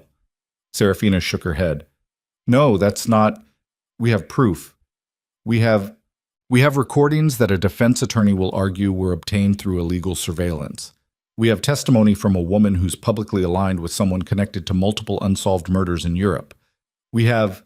Roman stopped, exhaled hard. We have nothing that can't be ripped apart in court if they play this right. The room tilted. Serafina stared at the floor, trying to process, trying to understand how everything could fall apart this quickly. Who sent the email? She asked. I don't know yet. Guess. Roman hesitated, then, Grant's legal team, or someone working for them. They've been building a counteroffensive. We knew it was coming. We just didn't know they'd go this deep. How deep? Prague was classified, buried under 6 layers of bureaucratic paperwork and international jurisdiction red tape. The only people who know about it are... He stopped. The only people who know about it are either dead or have very good reasons to stay quiet. Except one of them isn't staying quiet anymore. Apparently not. Serafina looked up at him. Did you kill people in Prague, Roman? Yes. No hesitation, no justification, just the truth. How many? Does it matter? Yes. Roman's jaw clenched. 14. Over the course of 6 months, all of them directly involved in the trafficking operation. All of them guilty of crimes no court would ever prosecute. 14 people. Serafina tried to wrap her mind around it.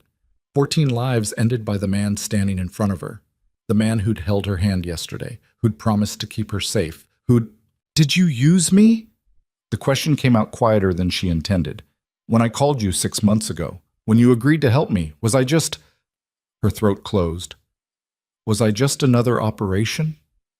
No. Roman crossed the room, kneeling in front of her so they were eye level. No, Serafina. You were never an operation. You were... He stopped. You were someone who needed help, and I had the resources to give it, that's all. But you knew this could happen. You knew your past could come back and destroy me. I knew it was a risk. And you didn't tell me. I was trying to protect you. By keeping me in the dark? Her voice cracked. That's the same thing Grant did, Roman. The exact same thing. You decided what I needed to know. You calculated the risks without consulting me. She stood abruptly, needing distance. You made me complicit in your crimes without telling me what I was actually part of. That's not fair. Isn't it? Serafina spun to face him. You let me believe you were just some businessman the feds couldn't touch. But you're not. You're a vigilante who's killed 14 people, and now Grant's lawyers are going to use that to destroy everything I've built. We can contain this. How? I have people, contacts. We can find whoever sent that email and what? Kill them too? The words came out harsh, bitter. How many bodies does it take before we're no better than Grant? Roman stood slowly. His face was stone. You don't mean that, don't I? Serafina's hands were shaking again. 3 days ago, you killed at least 4 men in those woods. You came back covered in blood and told me they were handled. I didn't ask what that meant because I didn't want to know. But I knew. Deep down, I knew. And I let it happen because I was too scared and too grateful to question it. They were trying to kill you. I know that, she was shouting now, couldn't stop herself. I know they were trying to kill me, Roman, and I know you saved my life, and I know I should be grateful, but I can't... Her voice broke. I can't keep pretending that this is normal, that we're the good guys, that the ends justify the means. Because that's exactly what Grant told himself every time he destroyed someone. That's how it starts. Silence crashed between them. Roman stared at her like she'd just driven a knife between his ribs. You're comparing me to him, he said quietly. I'm comparing what you've done to what he's done. And I'm trying to figure out where the line is. Because from where I'm standing, it's getting really fucking blurry. Roman's expression hardened. Fine. You want the line? Here it is. I have never hurt someone who didn't deserve it. I have never targeted innocents. I have never used my power to destroy people weaker than me for profit or ego. That's the line. That's the difference between me and Grant Mercer. But you've still killed people. Yes. And you'd do it again, without hesitation, if it meant keeping you alive. He stepped closer. So if that makes me a monster in your eyes, fine. But I'm the monster who answered your phone call when nobody else would. I'm the monster who gave you the resources to fight back. I'm the monster who's kept you breathing for the last 6 months. I didn't ask you to kill for me. You didn't have to ask. That's what protection means. Serafina laughed, sharp, broken. Protection. That's what Grant called it too. When he was medicating me, isolating me, controlling every aspect of my life, he said he was protecting me. That's not the same. It feels the same. She was crying now, couldn't stop it. It feels like I traded one prison for another, one handler for another, one man making decisions about my life without my consent. Roman went very still. When he spoke again, his voice was ice. Is that really what you think? That I've been controlling you? Haven't you? Serafina wiped her eyes angrily. You decided not to tell me about surveillance. You decided how to handle Grant's security team. You decided which safe house, which route, which contacts to use. You've made every major decision for the last 6 months, Roman, every single one. Because you asked me to. I asked for help, not ownership. The words hung in the air like a death sentence. Roman's face went blank, the mask slamming down so completely she couldn't read anything underneath. He walked to the chair, picked up his gun, checked the magazine with mechanical precision, and holstered it. You're right, he said flatly. I've been making decisions for you, treating you like someone who needs protection instead of someone who can protect herself. I apologize for that. His tone was professional, distant, like he was addressing a business associate instead of someone he'd... Serafina's chest tightened. Roman, my security team will remain on duty outside. You're paid up in this suite for another week. After that, you'll need to make your own arrangements. He headed for the door. Celia has all the evidence files. She can coordinate with federal prosecutors directly. You don't need me for that. Wait, Serafina started forward. What are you... I'm removing myself from the equation. Roman's hand was on the doorknob. He didn't turn around. You said you felt controlled, so I'm giving you back control. You don't want a handler? Fine. You don't have one. That's not... I didn't mean... Yes, you did. He opened the door. And you're probably right. Maybe I did use you. Maybe I saw an opportunity to take down Grant Mercer and I took it. Maybe protecting you was just a convenient excuse. I don't believe that. Doesn't matter what you believe. Roman finally looked back at her. His eyes were empty. What matters is you're free now. No more monster making decisions for you. Good luck with the rest of it. Then he walked out, and Serafina stood there in the hotel room alone, while the sun came up over Blackthorn City, and everything she'd built crumbled into dust. Dimmek. Celia showed up 2 hours later with coffee and rage. What the fuck did you do? She demanded, kicking the hotel room door closed behind her. Serafina was still on the bed, still wearing the robe, staring at her phone. The email was still open. The photograph still loaded, the message still sitting there like a bomb waiting to explode. You should ask him about Prague. I asked him about Prague, she said dully. Yeah, I heard. Celia set the coffee down hard enough to slosh. Roman called me at 6 a.m., said he was pulling out, said you'd fired him, said I should take over as your primary contact moving forward. I didn't fire him. Then what did you do? Serafina finally looked up. I told him the truth, that I felt controlled, that I couldn't tell the difference between his protection and Grant's manipulation, that I needed space to... Oh, Jesus Christ. Celia sat down heavily in the chair Roman had occupied all night. Serafina, honey, I'm going to say this once, and I need you to really hear me. What? You just made the biggest mistake of your life. The words hit like cold water. Serafina straightened. Excuse me? Roman Vey was the only thing standing between you and Grant's entire legal apparatus. He had resources, connections, protection you couldn't buy with 10 lifetimes of money, and you just threw him away because you got scared. I wasn't scared. You were terrified. Celia's voice was hard, unforgiving. You were terrified because you realized the man protecting you was just as dangerous as the man destroying you. And instead of figuring out how to live with that complexity, you panicked and pushed him away. He killed 14 people in Prague. Yeah, I know. I've known for 3 years. Celia pulled out a cigarette, remembered she couldn't smoke in here, and shoved it back in the pack. You think I didn't research Roman before I agreed to work with him on your case? You think I didn't know exactly what kind of man he was? Serafina stared. You knew? Of course I knew. I'm an investigative journalist, not an idiot. Roman Vey has more blood on his hands than most serial killers. But here's the thing. Celia leaned forward. Every single person he's killed deserved it. Traffickers. Abusers. Corrupt officials who let innocents die because it was profitable. He's not a good man, Serafina, but he's not a bad one either. He's something in between, and that's what you needed. I needed someone who wouldn't lie to me. No. Celia's voice softened. You needed someone who'd keep you alive long enough to win. And he did that. For 6 months, he kept you breathing while Grant threw everything he had at you. Surveillance, lawyers, assassins, media campaigns, and Roman stopped all of it. She paused. Until you told him to leave. Serafina's throat tightened. You should have told me about Prague. Why? Would it have changed anything? Would you have trusted him less? Protected yourself better? Or would you have just spent 6 months terrified of the man trying to save you? The question hung there, and Serafina didn't have an answer. Because Celia was right. If Roman had told her about Prague on day 1, told her he'd killed 14 people, that he was exactly the kind of criminal the media portrayed him as, she never would have trusted him, never would have accepted his help, never would have survived long enough to bring Grant down.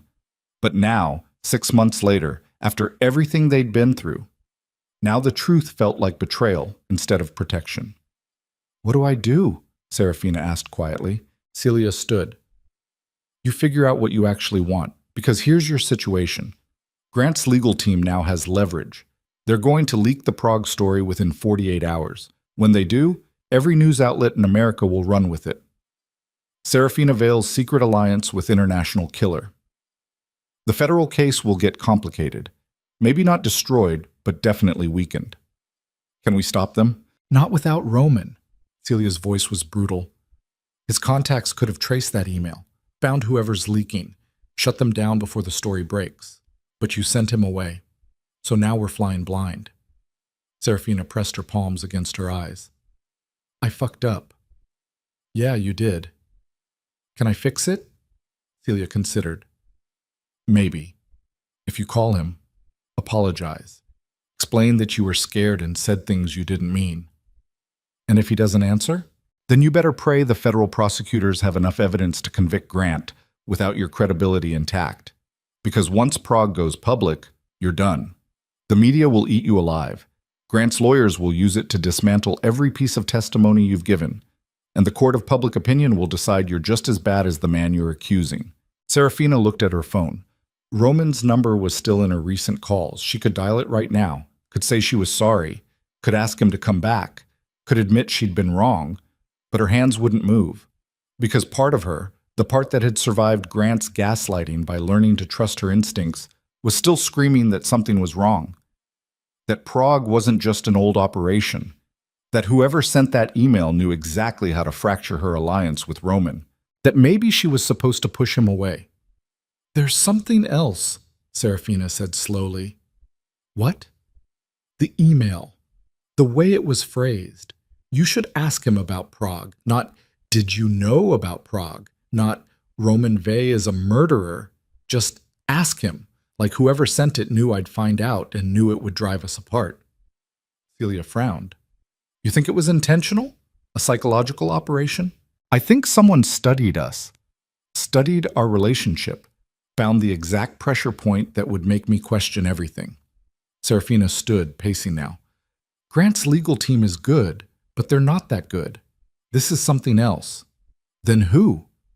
Before Serafina could answer, her phone buzzed. Another email, same algorithmically generated sender. This time, only one attachment, a video file. Serafina's hands were shaking as she opened it. The video was grainy. Security camera footage, timestamped from 6 months ago, the week after she'd called Roman. The location was unclear, some kind of office, expensive furniture, floor-to-ceiling windows overlooking a city skyline. 2 men sat across from each other. One was Roman Vey. The other was someone Serafina had never seen before. Older. Silver hair. Expensive suit. The kind of man who looked like he owned countries instead of companies. The audio was muffled, but she could make out fragments of conversation. Insurance policy. If Mercer goes down, we need... The wife is perfect. She doesn't need to know.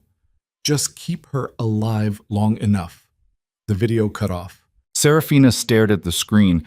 Her heart was hammering so hard she thought she might pass out. What was that? Celia's voice sounded distant. Serafina, what did you just watch? But Serafina couldn't answer because she'd just seen proof. Roman had been planning this from the beginning, not protecting her, using her. She was never his partner. She was his insurance policy.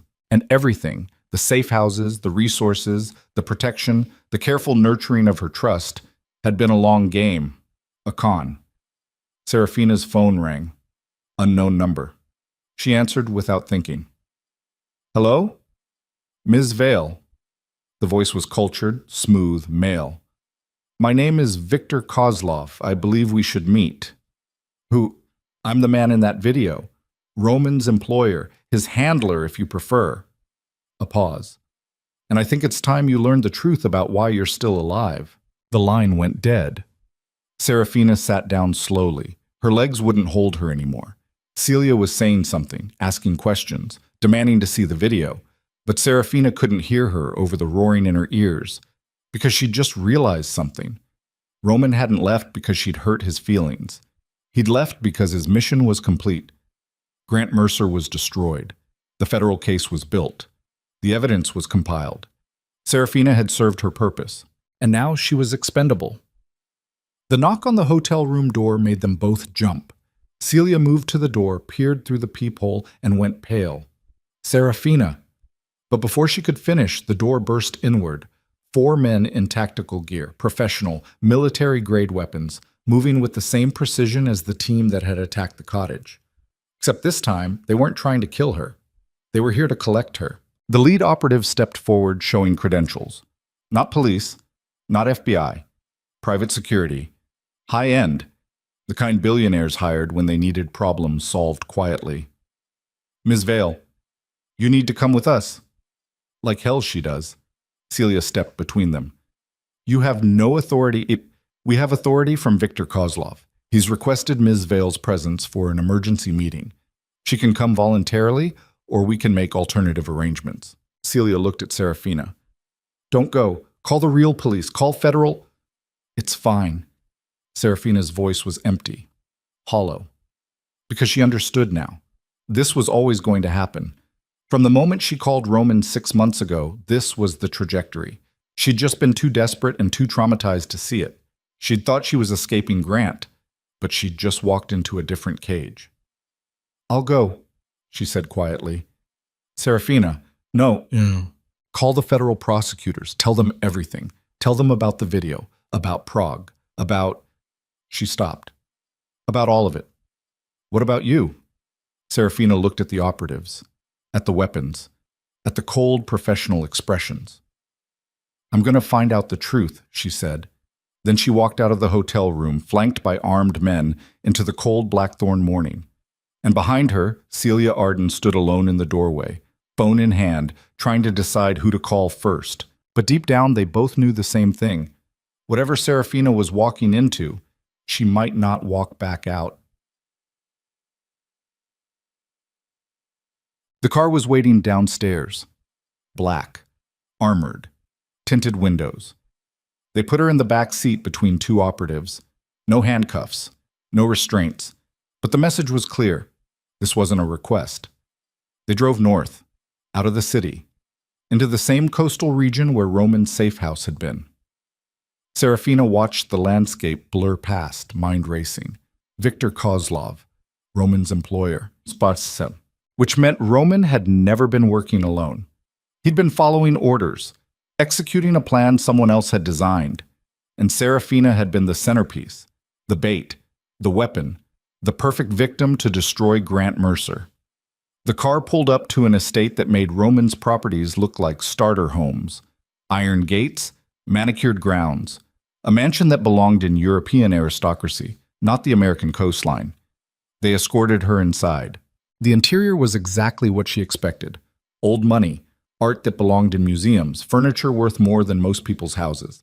And in the center of it all, sitting in a leather wingback chair beside a roaring fireplace, was Victor Kozlov. He was older than he had looked in the video. 70, maybe. Silver hair perfectly styled. Navy suit that probably cost more than Serafina's legal fees. But his eyes were sharp, predatory. The eyes of someone who'd spent a lifetime playing chess with human pieces. Ms. Vale. He stood, offering his hand. Thank you for coming. She didn't shake it. I didn't have much choice. True, but I appreciate the cooperation nonetheless. He gestured to the chair across from him. Please, sit. Serafina remained standing. Why am I here? Because you've reached a critical juncture, and you need to understand the full picture before making your next decision. What decision? Victor smiled. It didn't reach his eyes. Whether to live or die, Ms. Vale. That's the only decision that matters now. The room went cold. Serafina's mouth was dry. Are you threatening me? Not at all. I'm offering you a choice. Victor sat back down, steepling his fingers. You see, 6 months ago, you became a problem for several very powerful people. Grant Mercer was one of them, but he wasn't the only one. What are you talking about? Grant's corruption network extended far beyond his company. He was a facilitator, a money launderer, a connector between legitimate business and very illegitimate operations. When you decided to take him down, you threatened to expose dozens of people who preferred to remain in the shadows. Serafina's stomach dropped. So you... What? You used Roman to control me? We used Roman to protect you. Victor's voice was patient, like he was explaining something to a child. Left to your own devices, you would have been killed in the first week. Grant's people, or ours, or any number of organizations that wanted you silenced, but Roman convinced us there was another way. Which was? Let you destroy Grant. Use you as a weapon against him, but control the narrative carefully enough that the collateral damage stayed contained. Victor leaned forward. And it worked. Grant is finished, his empire dismantled. The federal case built on evidence so airtight, even the best lawyers can't crack it. Mission accomplished. Except Prague. Serafina's voice was shaking. Someone leaked that deliberately, to destroy my credibility. Yes. Was it you? Victor's smile widened. Of course. We couldn't have you becoming too powerful, Ms. Vale, too sympathetic. The public loves a victim who fights back, but they're uncomfortable with victims who ally themselves with killers. So we introduced complexity, made you question Roman, made you push him away, isolated you. Why? Because now you're vulnerable. Now you need us again, and this time you'll understand the terms. Serafina's vision swam. She gripped the back of the chair to keep from falling. What terms? You have 2 options. Victor stood, walking to the window. Option 1. You continue with the federal case against Grant. You testify. You give interviews. You become the face of this prosecution. But you do it on our terms. You say what we tell you to say. You avoid certain topics. You protect certain names. And in exchange, we ensure the verdict goes the way you want. And option 2? Victor turned to face her. You disappear completely. We provide you with a new identity, substantial financial resources, safety for the rest of your life. But you never speak about Grant Mercer again. Never testify. Never give interviews. You become a ghost. And if I refuse both options, then you become a liability. Victor's voice was gentle, almost kind. And we handle liabilities permanently. The threat was clear. Cooperate or die. Serafina's mind raced. She'd fought so hard, survived so much, collected evidence, endured assassination attempts, destroyed Grant's empire piece by piece, and now she was being told it was all orchestrated, all controlled, all designed to serve someone else's agenda. Where's Roman? She asked quietly. Roman has been reassigned. To what? Another operation, another problem. He's very good at what he does, Ms. Vale. You were fortunate to have his protection while it lasted. Did he know? Her voice cracked. Did he know you were going to do this? Victor considered. Roman knew the broad strokes. He understood that you were part of a larger strategy, but I don't think he anticipated... He paused. I don't think he anticipated becoming attached. Attached.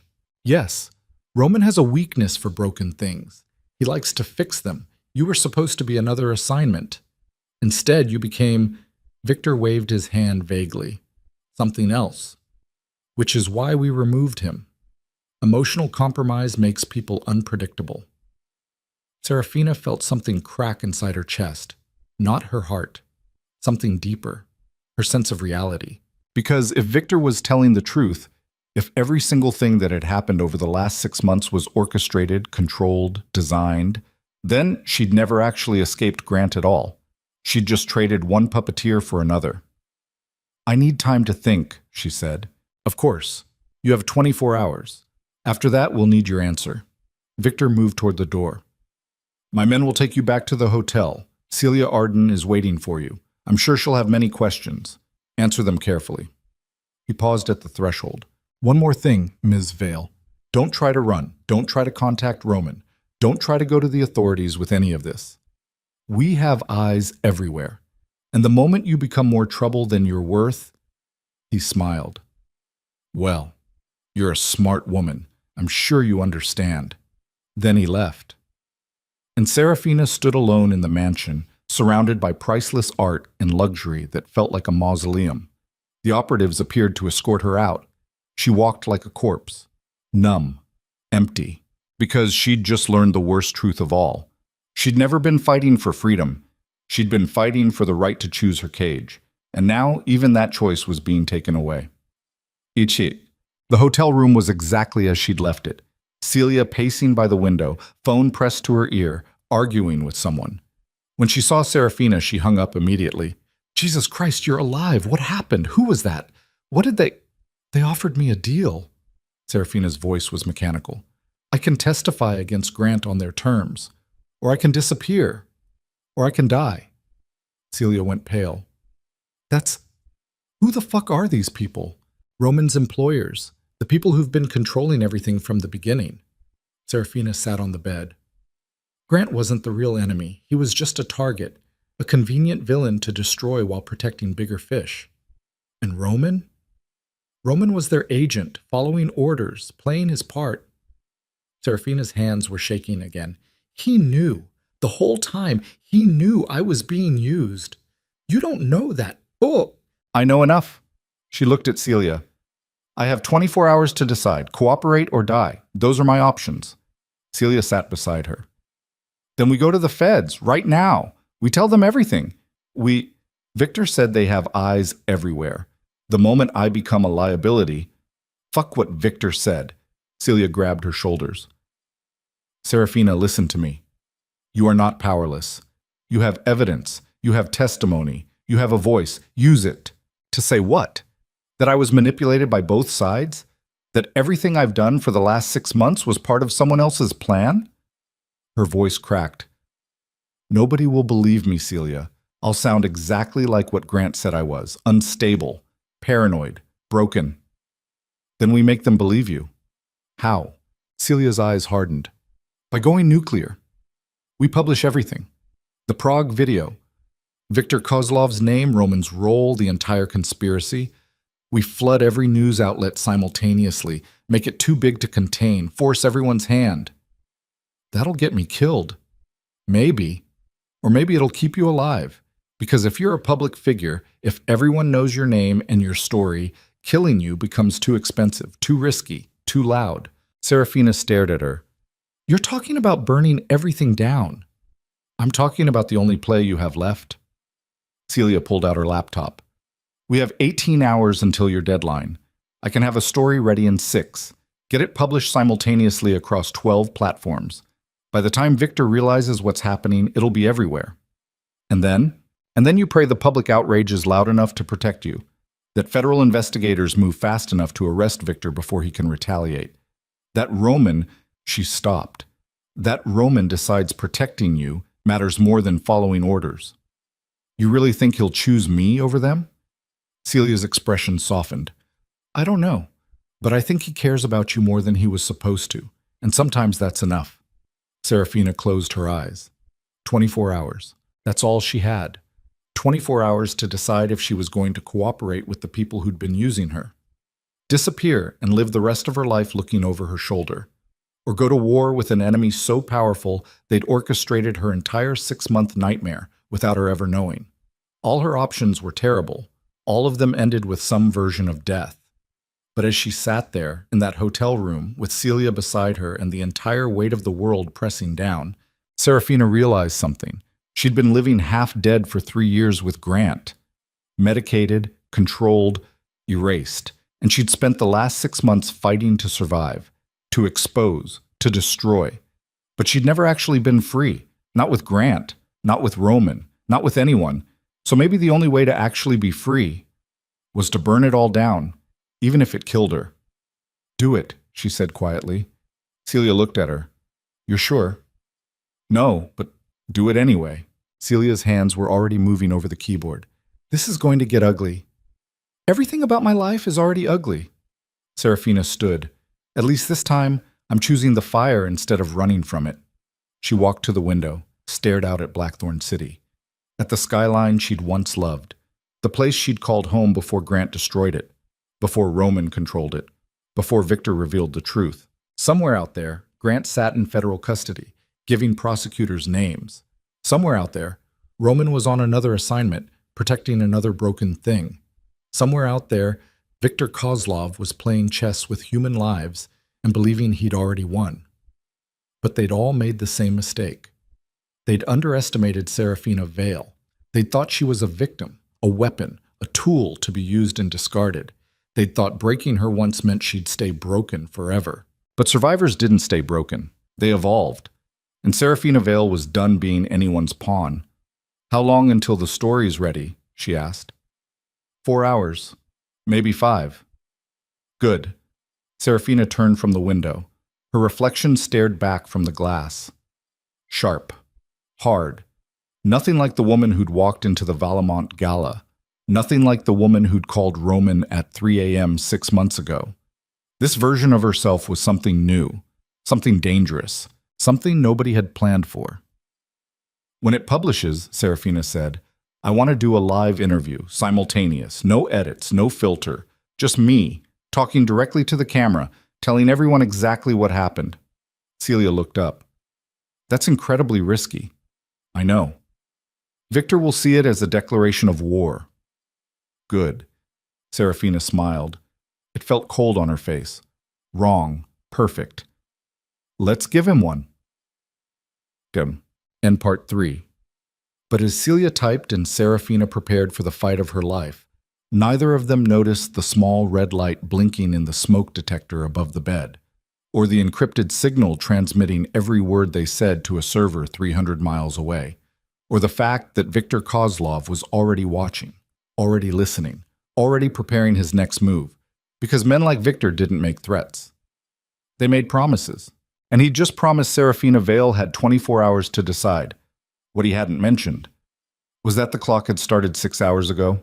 The red light in the smoke detector blinked twice.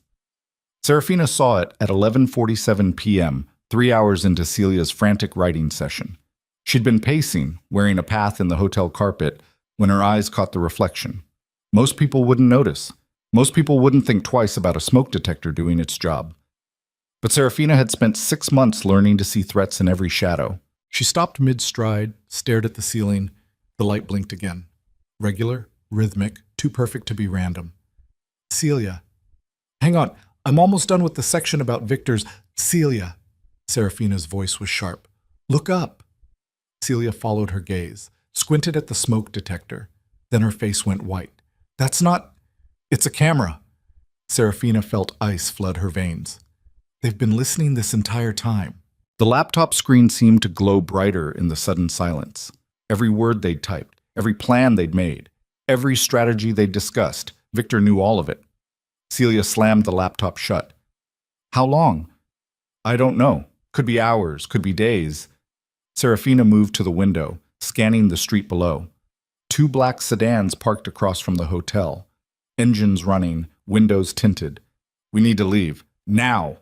The story's not finished, then finish it somewhere else." Serafina was already grabbing her jacket, her phone, the small bag of essentials she'd learned to keep packed.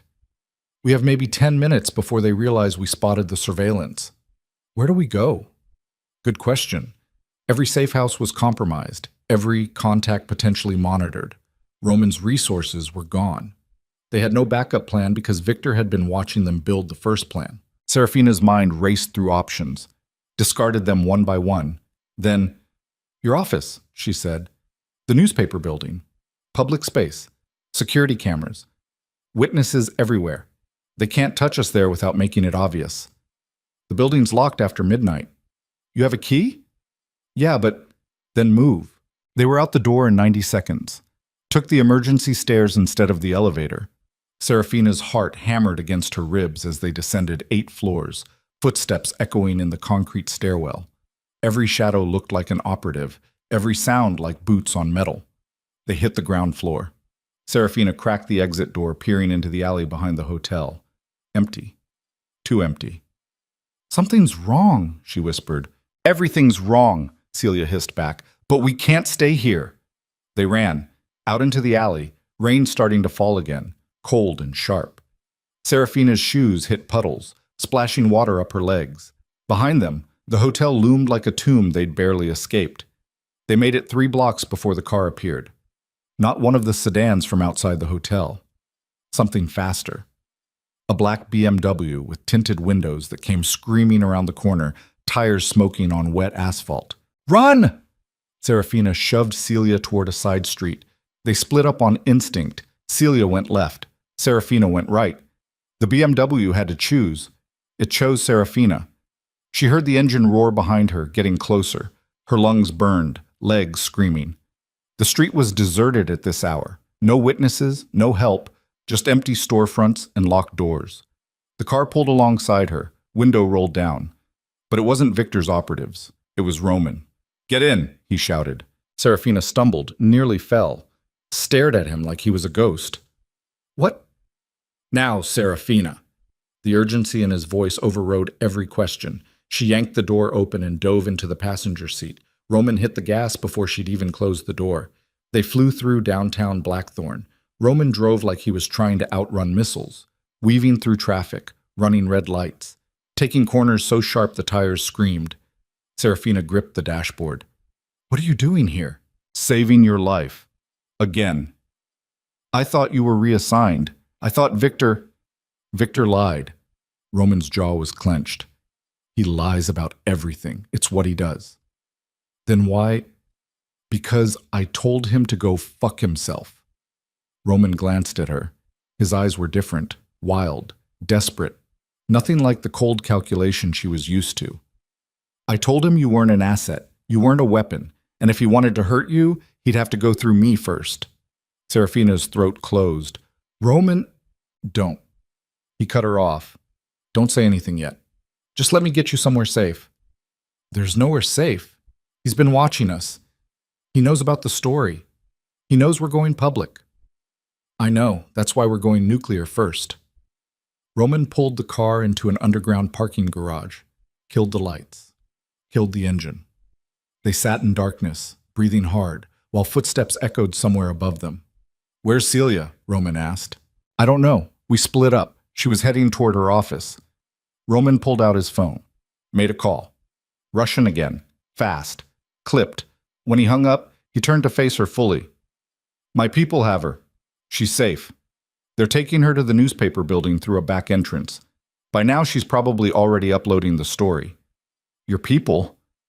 I thought you quit. I didn't quit. I went independent. Roman's smile was sharp, dangerous.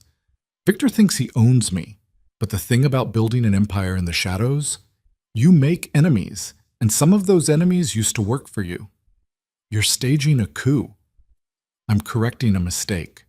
His hand found hers in the darkness. 6 months ago, I agreed to help you because Victor convinced me it was the smart play. Controlled demolition of Grant Mercer. Minimal collateral damage. Clean operation. But it wasn't clean. No, because you weren't supposed to matter. His grip tightened. You were supposed to be another broken civilian looking for revenge. I was supposed to point you in the right direction and let you destroy yourself along with Grant. But you... He stopped. You didn't break. You got sharper, meaner. You learned how to survive people like me. People like you killed 14 people in Prague. Yes, and I'd do it again. But I wouldn't lie to you about it anymore. Roman's voice was raw. I should have told you about Prague, about Victor, about all of it. I didn't because I thought I was protecting you. But really, I was protecting myself from having to admit that you'd become... He didn't finish, didn't need to. Serafina understood. She'd become someone who mattered to him, someone he couldn't use and discard, Someone he'd burn his entire life down to protect. Victor's going to kill us both, she said quietly. Probably. But we'll make it cost him everything first. Serafina laughed. It came out broken. Half sob. This is insane. Yeah, welcome to my world. Above them tires squealed, voices shouted, flashlight beams cut through the darkness. Roman checked his weapon. We need to move. There's a service tunnel that runs from this garage to the subway station 2 blocks over. From there, we can get to the newspaper building without being seen. And then? Then you publish the story. You do that live interview. You tell the entire world exactly what Viktor Kozlov did to you. He paused.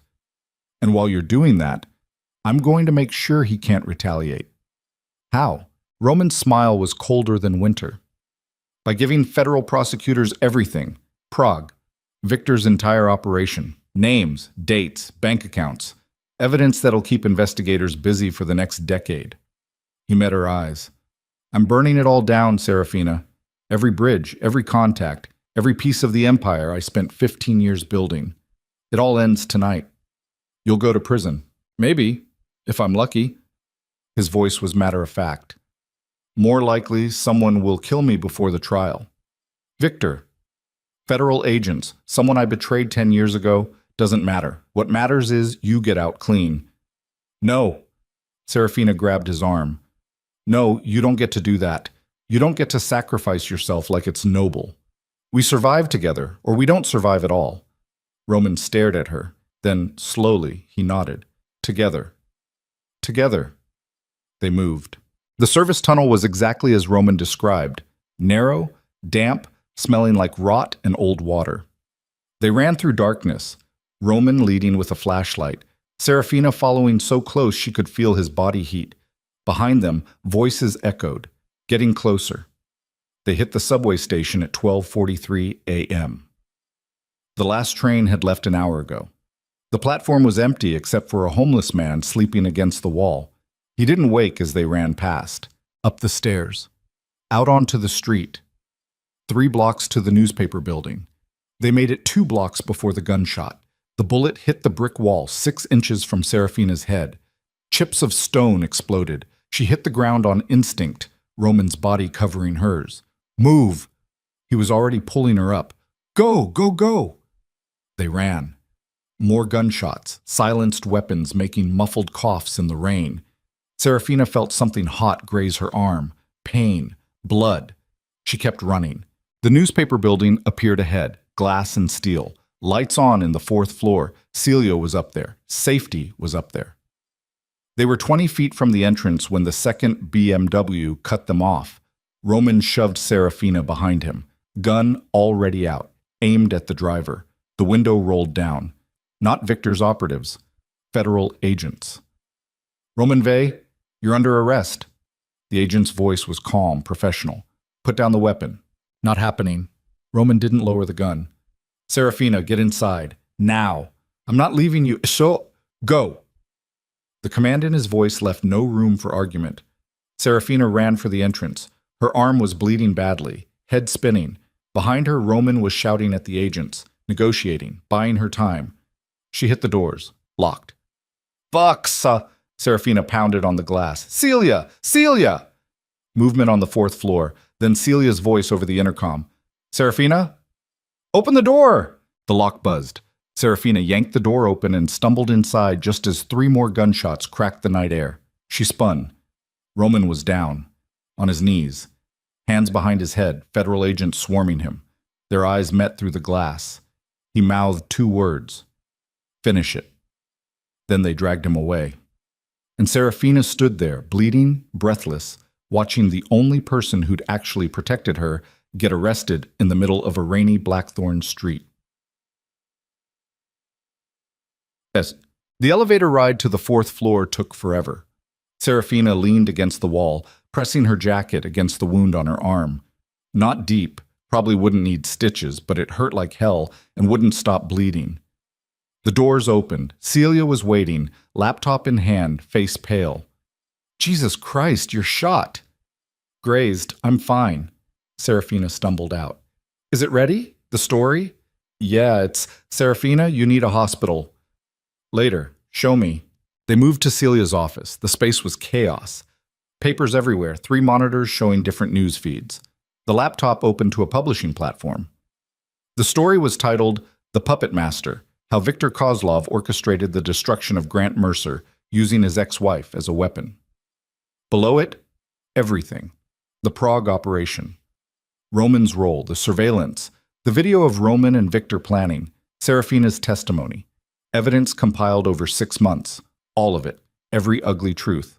This goes live in, Celia checked her watch, 4 minutes, simultaneous publication across 14 platforms. Once it's out, we can't take it back. Good. Serafina sat down in front of the camera Celia had set up. Because I'm not taking anything back ever again. Celia hesitated. There's something you should know. While you were gone, I got a call from Grant. Serafina's head snapped up. What? He's been in federal custody, cooperating with prosecutors. He heard about Victor, about the Prague leak, and he... Celia swallowed. He said he wants to testify. For you. Against Victor. The room tilted. Grant wants to help me? He says Victor approached him 2 years ago, offered to help expand Mercer Global in exchange for certain favors. Money laundering, facilitating connections. Grant didn't realize how deep it went until it was too late. And when you filed for divorce, Celia paused. Victor saw an opportunity. Use you to destroy Grant before Grant could expose the whole network. Serafina felt dizzy. So Grant is a lot of terrible things, but Victor made him worse. Pushed him. Encouraged the gaslighting. Suggested the medication. Even recommended the lawyers who leaked your medical records. Celia's voice was quiet. Grant's been trying to tell federal prosecutors this for a week. They didn't believe him until I sent them preliminary evidence tonight. Why would Grant help me now? Because he's drowning, and you're the only person who can corroborate his story about Victor. Without your testimony, he's just a desperate defendant trying to shift blame. Celia sat down. But with both of you accusing Victor, with evidence to back it up, the federal case becomes airtight. Serafina stared at the camera, at her reflection in the dark lens. Grant Mercer, the man who'd destroyed her, who'd gaslit her into thinking she was insane, who'd tried to have her killed, that Grant Mercer wanted to help her. Not out of goodness, not out of guilt, but out of mutual survival. Enemy of my enemy. Where is he? Serafina asked. Federal holding facility downtown. They can have him on video call in 30 seconds, if you agree. Serafina looked at the clock.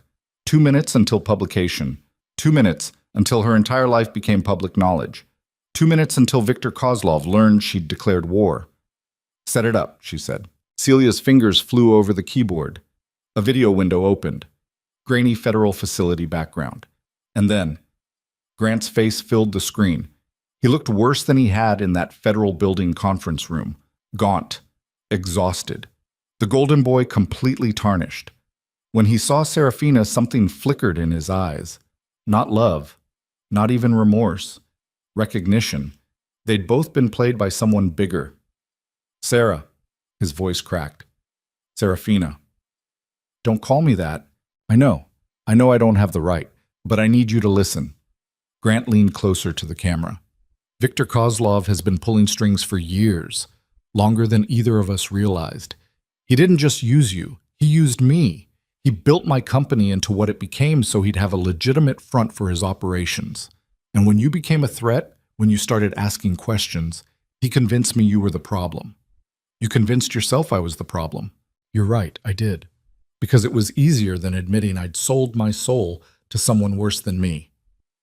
Grant's hands were shaking, but I'm admitting it now, on record, to federal prosecutors, to anyone who'll listen. Victor Kozlov is the architect of everything that happened to you, and if we don't stop him together, he'll destroy us both. Serafina's throat was tight. Why should I trust you? You shouldn't. I don't deserve your trust. I don't deserve anything from you except hatred. Grant's eyes were wet. But I'm asking anyway, because we're the only 2 people who can prove what Victor did.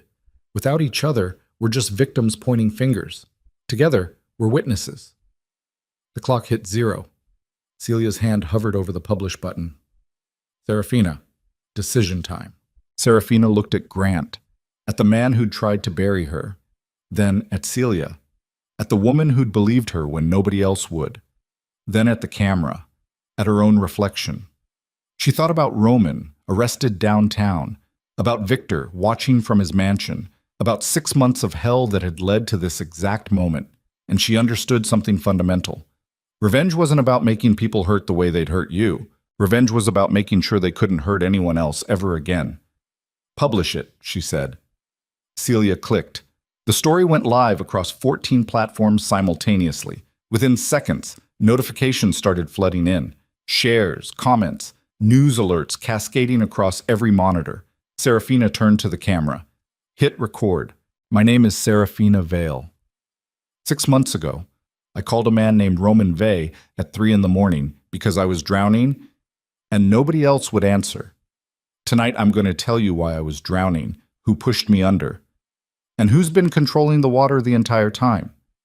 She talked for 47 minutes straight, told them about Grant, about the gaslighting, the medication, the manipulation, then about Roman, about Prague, about Victor, about being used as a weapon by people who saw her as nothing more than a convenient tool.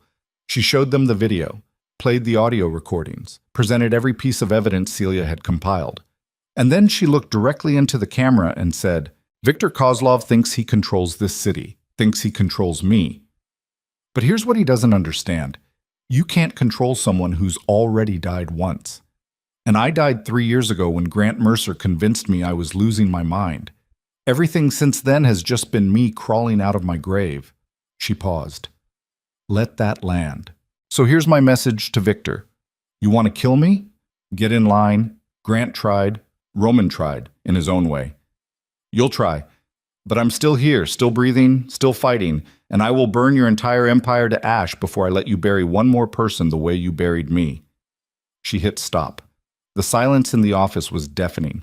Then Celia's phone exploded. Serafina's phone. The office line. All ringing simultaneously. News outlets, federal investigators, lawyers, politicians, everyone scrambling to respond. Grant's face was still on the monitor. Serafina, don't. She cut him off. Don't thank me. Don't apologize. Just do what you promised. Testify against Victor. Give them everything. And then spend the rest of your life trying to be better than what he made you. Grant nodded slowly. I will. The video call ended. Serafina stood. Her arm was still bleeding. Her head was spinning. Every muscle in her body screamed for rest, but she couldn't rest yet. Because somewhere in this city, Victor Kozlov was watching. Learning she'd gone nuclear. Realizing his carefully constructed operation had just been exposed to the entire world. And men like Victor didn't accept defeat quietly. Celia grabbed her arm. Federal agents are on their way. They want you in protective custody immediately. No. Serafina. No protective custody, no handlers, no more cages. She pulled away. I've spent 6 months being protected, being controlled. I'm done with that. Then what? Good question. Serafina looked out the window. Dawn was starting to break over Blackthorn City, the skyline she'd once loved, the place that had destroyed her and rebuilt her into something new, something dangerous. Her phone buzzed. Unknown number. She almost didn't answer. Then instinct made her pick up. Ms. Vale. Victor's voice, smooth, unruffled, like they were discussing business instead of mutual destruction. That was quite a performance. It wasn't a performance, it was a confession. Semantics. Either way, you've made things very complicated. A pause. I'm disappointed. I thought we had an understanding. We did. You were going to kill me. I was going to stop you. Victor laughed. Actually laughed. I like you, Serafina. I genuinely do. You remind me of someone I used to know, someone who also thought they could burn my world down. What happened to them? They died. Badly. The amusement left his voice. I'm giving you one chance, one opportunity to walk away.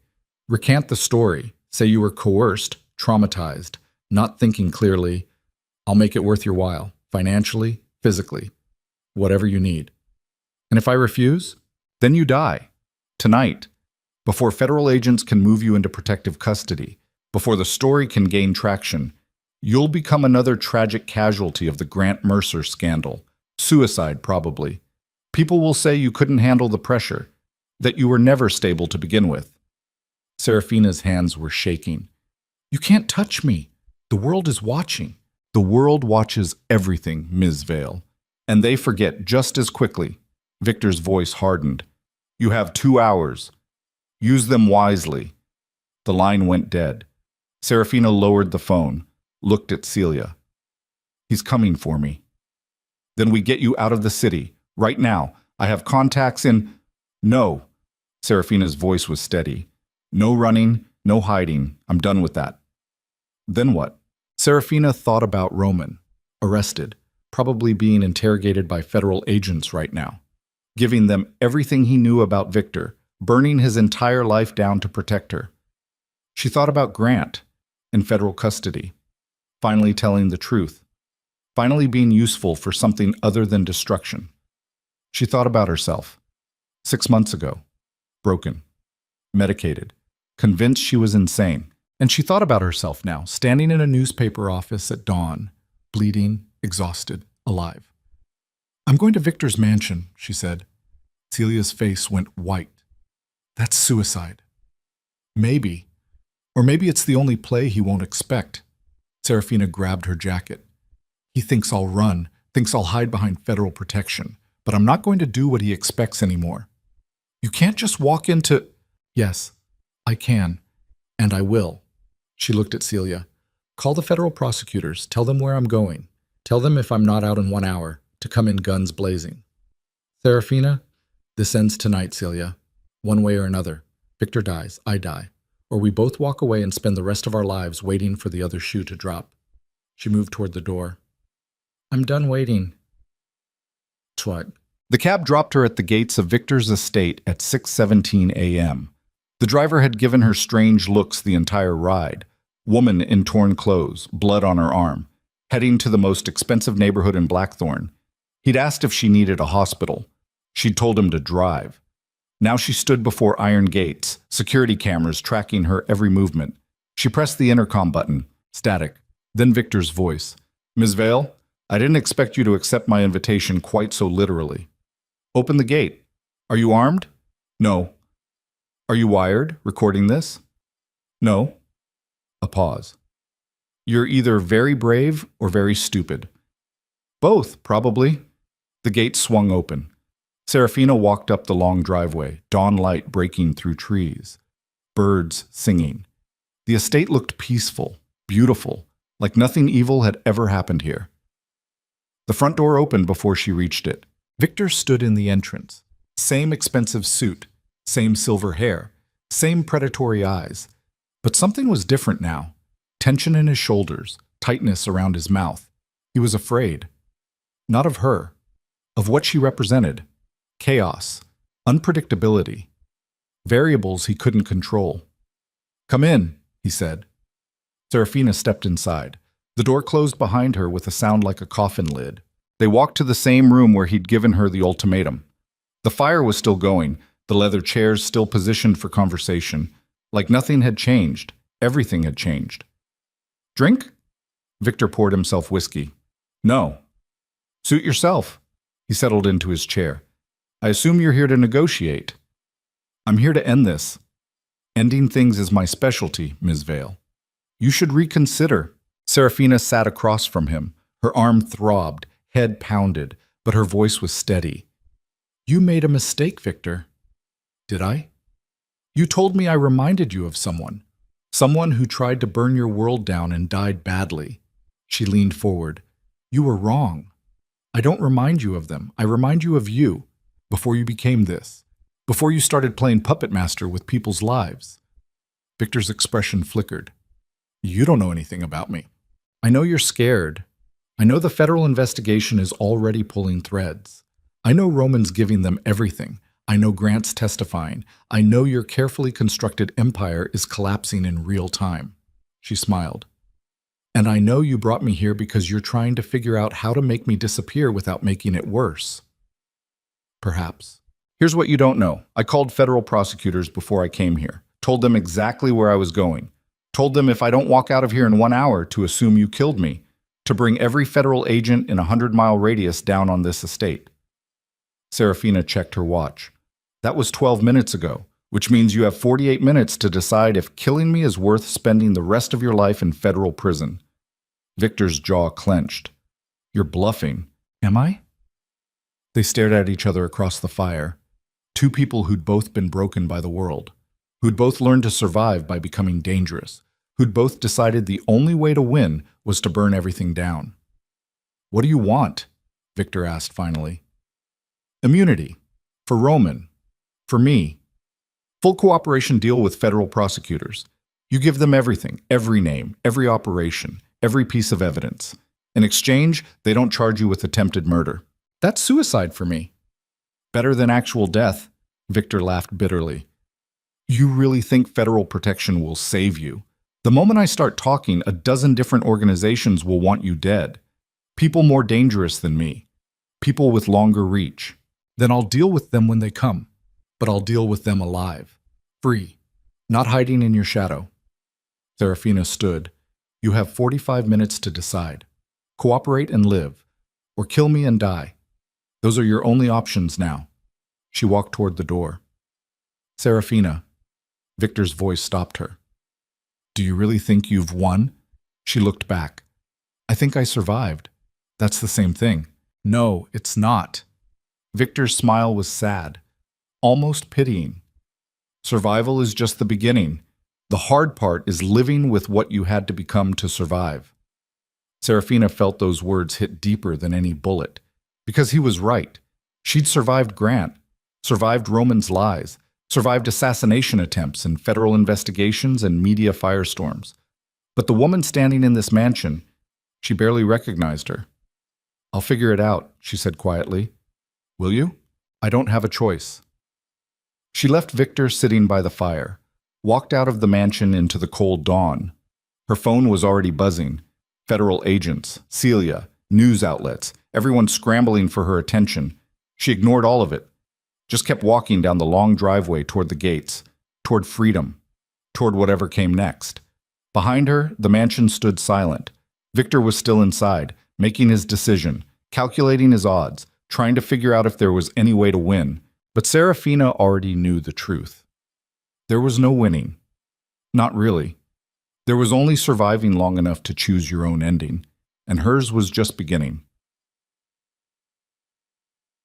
End Part 4. At 7:04 a.m., federal agents stormed Victor Kozlov's estate. They found him sitting in the leather chair, whiskey glass empty, gun resting on his lap. But he wasn't dead. He was waiting. When they asked if he'd cooperate, he smiled and said, I'll give you everything, names, evidence, operations spanning 3 decades. But I want to speak to Serafina Vale first. One last conversation. No recording. No witnesses. The lead agent asked why. Victor's smile widened. Because she needs to know the truth about Roman, about Prague, about why I really helped her. And what truth is that? Victor leaned back, eyes glittering. That Roman Vey isn't the man she thinks he is. That Prague wasn't about justice. And that everything, absolutely everything, has been part of a much longer game. He paused. A game that's about to reach its final move. Serafina stood outside Victor's estate, watching federal agents swarm the property like ants on a corpse. Black SUVs tactical gear. The machinery of justice moving with efficient brutality. Her phone buzzed. The lead agent, a woman named Sarah Chen with steel gray hair and eyes that had seen too much, was calling. Ms. Vale, Victor Kozlov is requesting to speak with you. Serafina's stomach dropped. I'm done talking to him. He says he has information about Roman Vey, about Prague. He's willing to cooperate fully, but only after he speaks with you. Alone. No recording. That's not happening. Ms. Vale, Agent Chen's voice hardened. Victor Kozlov has evidence that could dismantle criminal networks spanning 3 continents, human trafficking, money laundering, political corruption at the highest levels. If he's willing to give us that information, we need to accommodate reasonable requests. Reasonable? He tried to have me killed. And we can charge him for that, after he cooperates. A pause. 5 minutes. That's all he's asking. You don't have to agree. But if this information concerns your safety, concerns Roman Vey, don't you want to hear it? Serafina closed her eyes. Every instinct screamed at her to walk away, to let Victor rot in federal custody, to never look at his face again. But that word, Roman, hooked into her chest and wouldn't let go. 5 minutes, she said, and I want agents right outside the door. Done. Done. They put her in the same room. The fire had burned down to embers. Victor sat in his leather chair, hands cuffed in front of him now, 2 agents flanking him like sentries. He looked smaller somehow, diminished, the predator stripped of his power. Serafina stood by the door, refused to sit. You have 5 minutes. Talk. Victor studied her face. You look like you haven't slept in days. 4 minutes, 50 seconds? Always so direct. I admire that.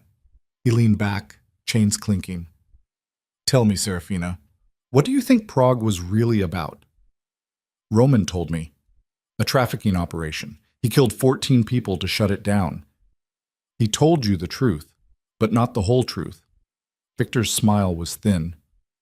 Prague wasn't just about saving trafficked women and children. It was about eliminating competitors, rival organizations that were cutting into my operations. The room tilted. What? Roman Vey has worked for me for 17 years. Every operation he's ever run, every person he's ever killed, has been in service of my empire. Victor's voice was conversational. Matter of fact. Prague was no different. Those 14 deaths, they cleared the way for my people to take over the trafficking routes. Roman dressed it up as vigilante justice, but it was just business. Serafina felt ice flood her veins. You're lying. Am I? Ask yourself, how does a man like Roman Vey operate for 17 years without being caught? How does he move through federal jurisdictions like smoke? How does he have resources that rival small nations? Victor leaned forward.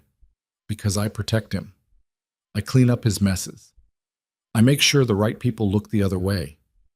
Roman quit working for you. He told me... Roman told you what I instructed him to tell you. Victor's eyes glittered. The moment you called him 6 months ago, I knew exactly how to use you. Roman didn't go rogue. He followed orders. Every safe house, every resource, every piece of protection he gave you, all of it was me.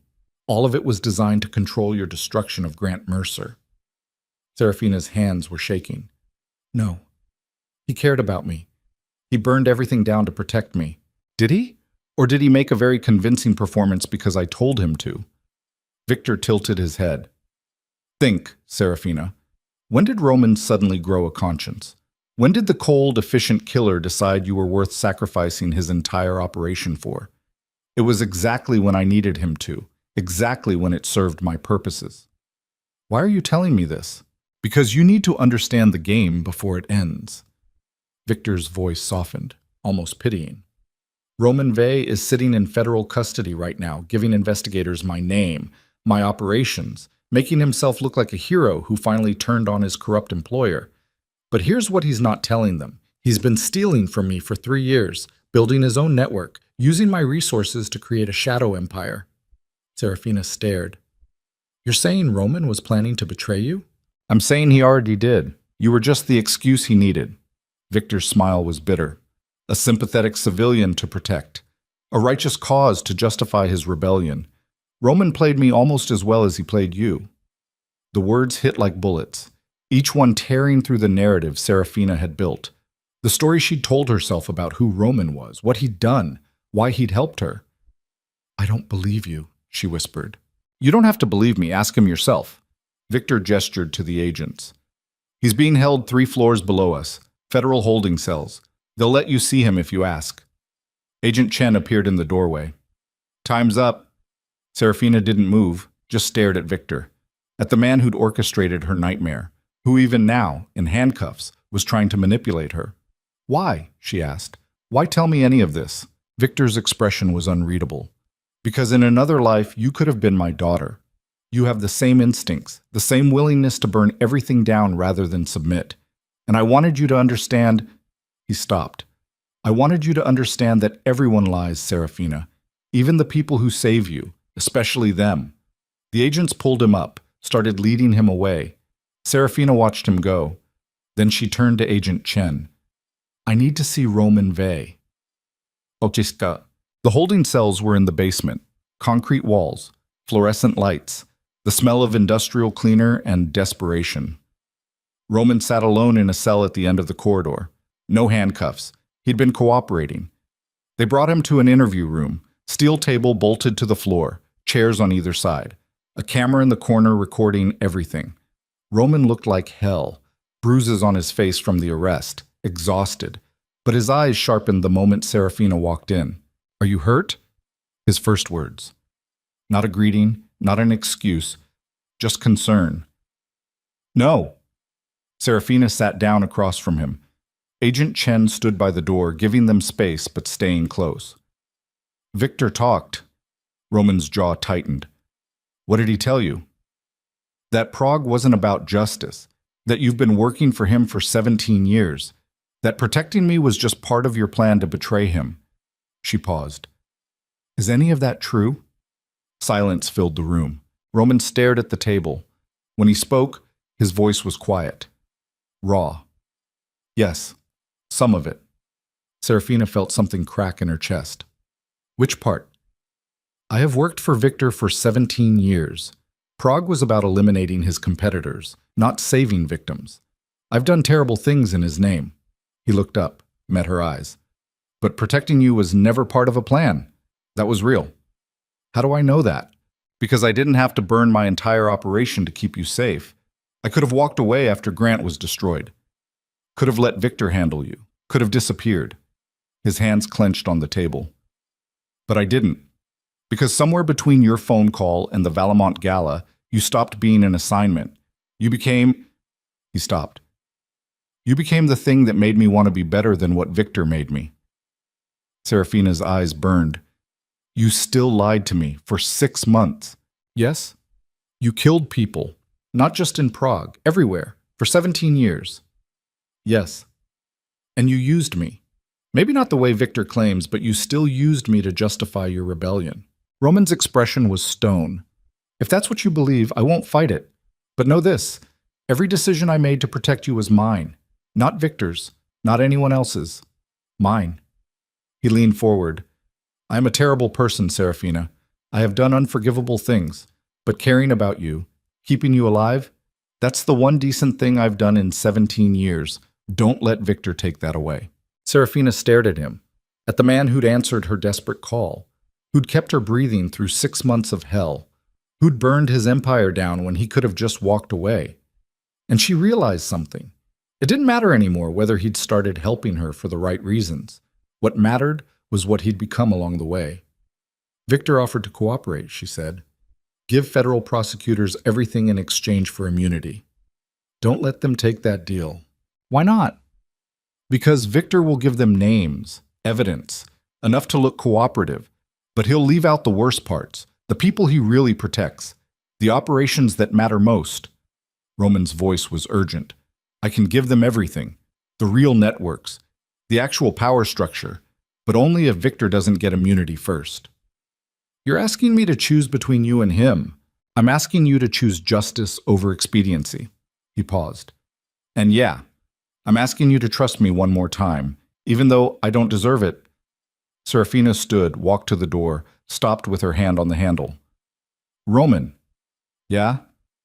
"If you're lying to me, if any of this is another manipulation, I will make sure you spend the rest of your life in the worst federal prison they have."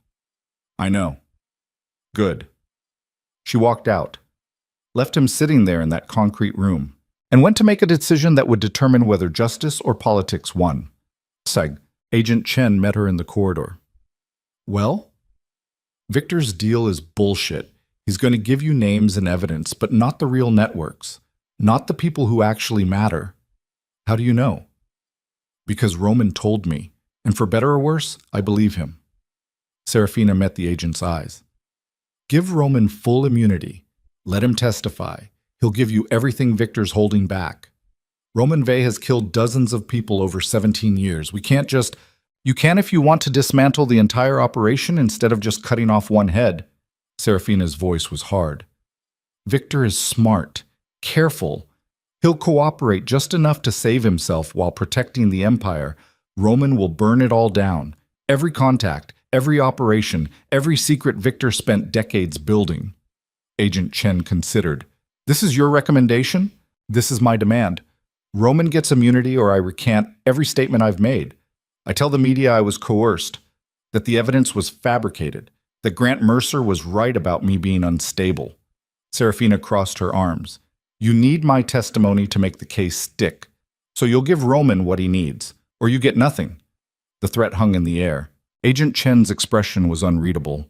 Then, slowly, she nodded. I'll talk to the prosecutors. But Serafina, if Roman is lying, if he's playing us, then I'll be the first one to testify against him. Good. Agent Chen pulled out her phone, started making calls. Serafina walked away. Out of the basement, up the stairs, out of the mansion into the morning light. The sun was fully up now. Blackthorn City spread out below the estate, glittering and dangerous and beautiful. The place that had destroyed her and remade her. The city she'd burned down to save herself. Her phone buzzed. Celia. Where the hell are you? Federal agents won't tell me anything. I'm at Victor's estate. It's over. He's cooperating. And Roman? Serafina hesitated.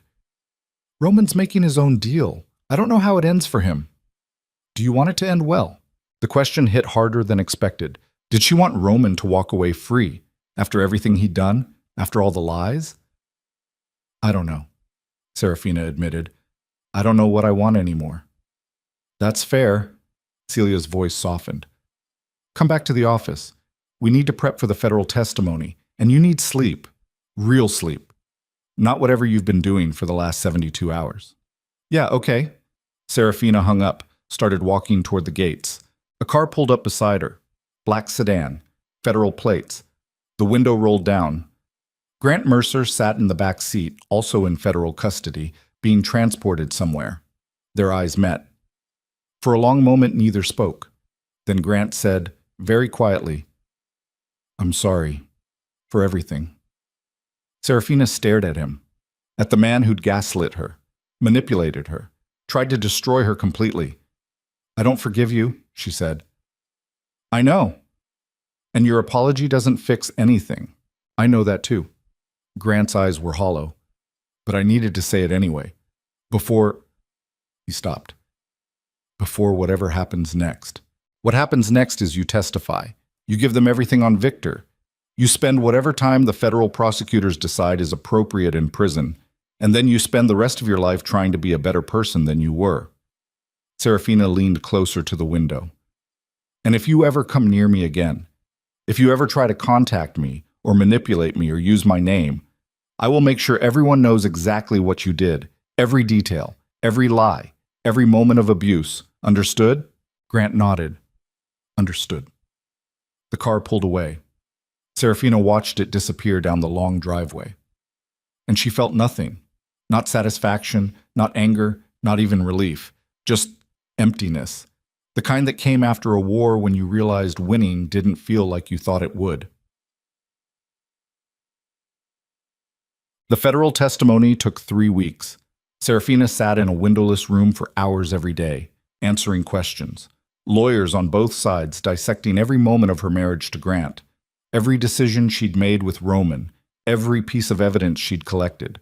They asked if she'd been coerced, if she'd fabricated anything, if her mental health had compromised her judgment. She answered every question with the same cold clarity she'd learned to weaponize. No, I was not coerced.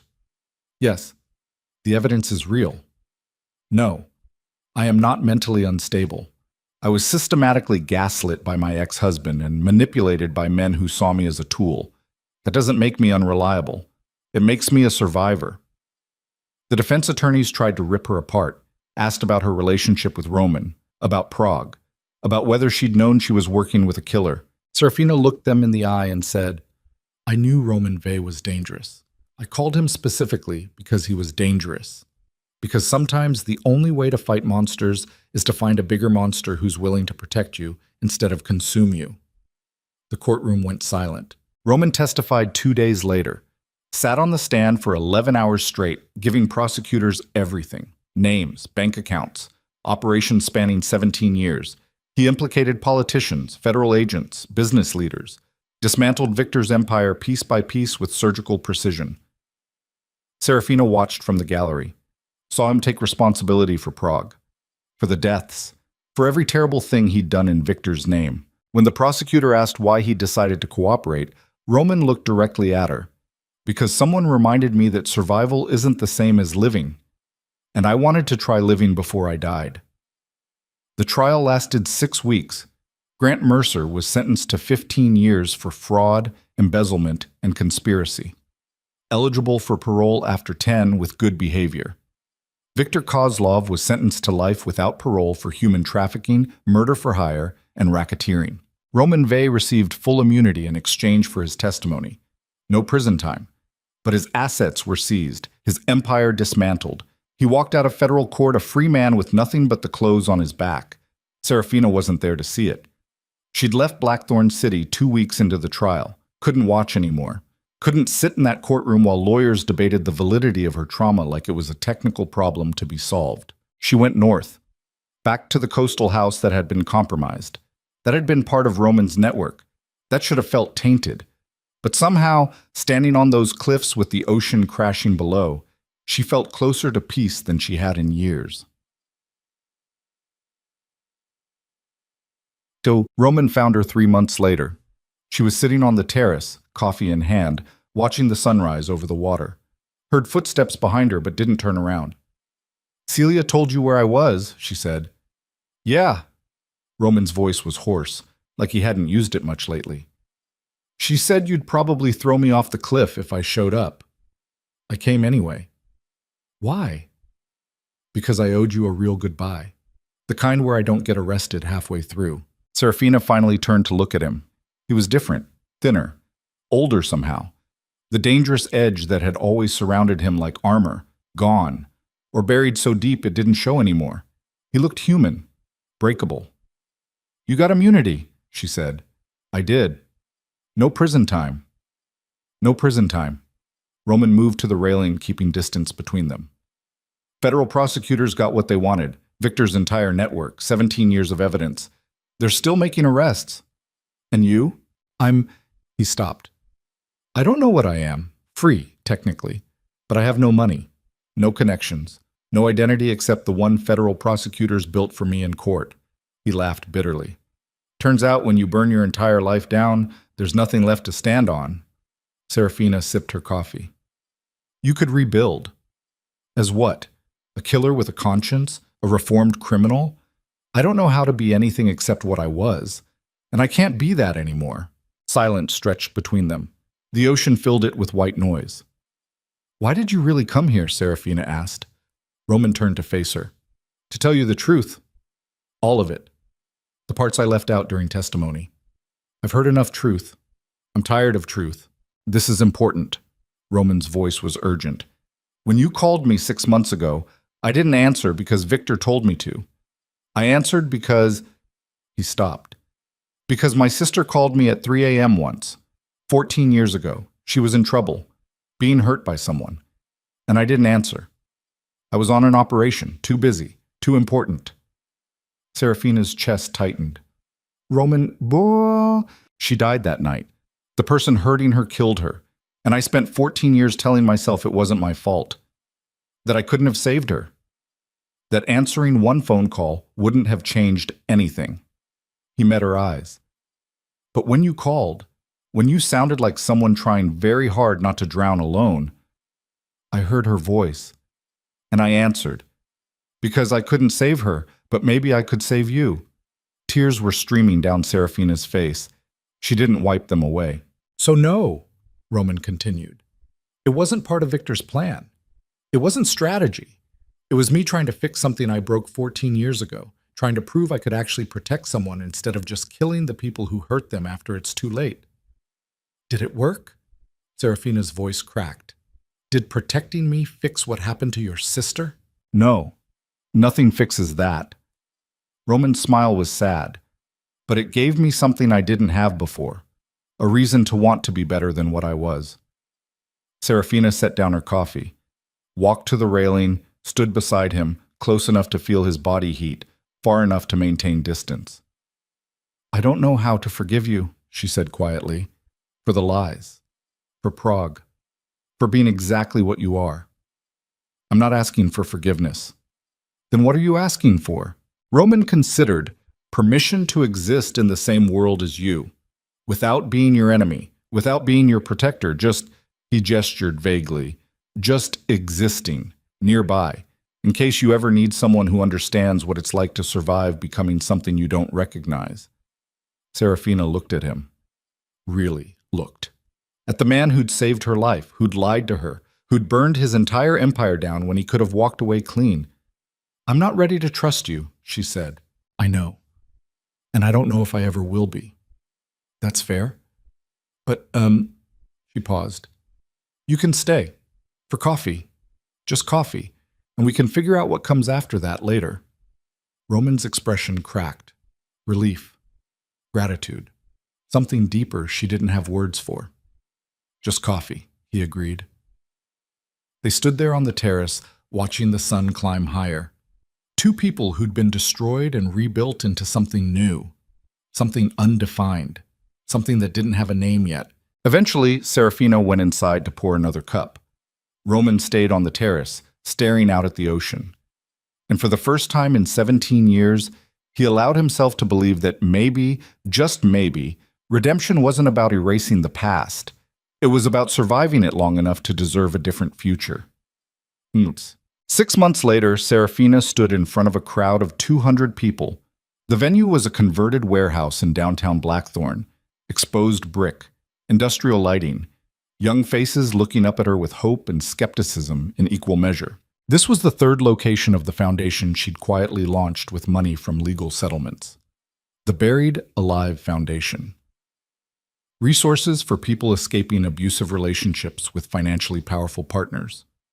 Legal support. Housing. Therapy. Everything she'd wished existed when she was drowning. Celia stood at the back of the room, camera recording for the foundation's website. Roman wasn't there. He'd moved to Seattle, found work doing security consulting for nonprofits. They texted sometimes.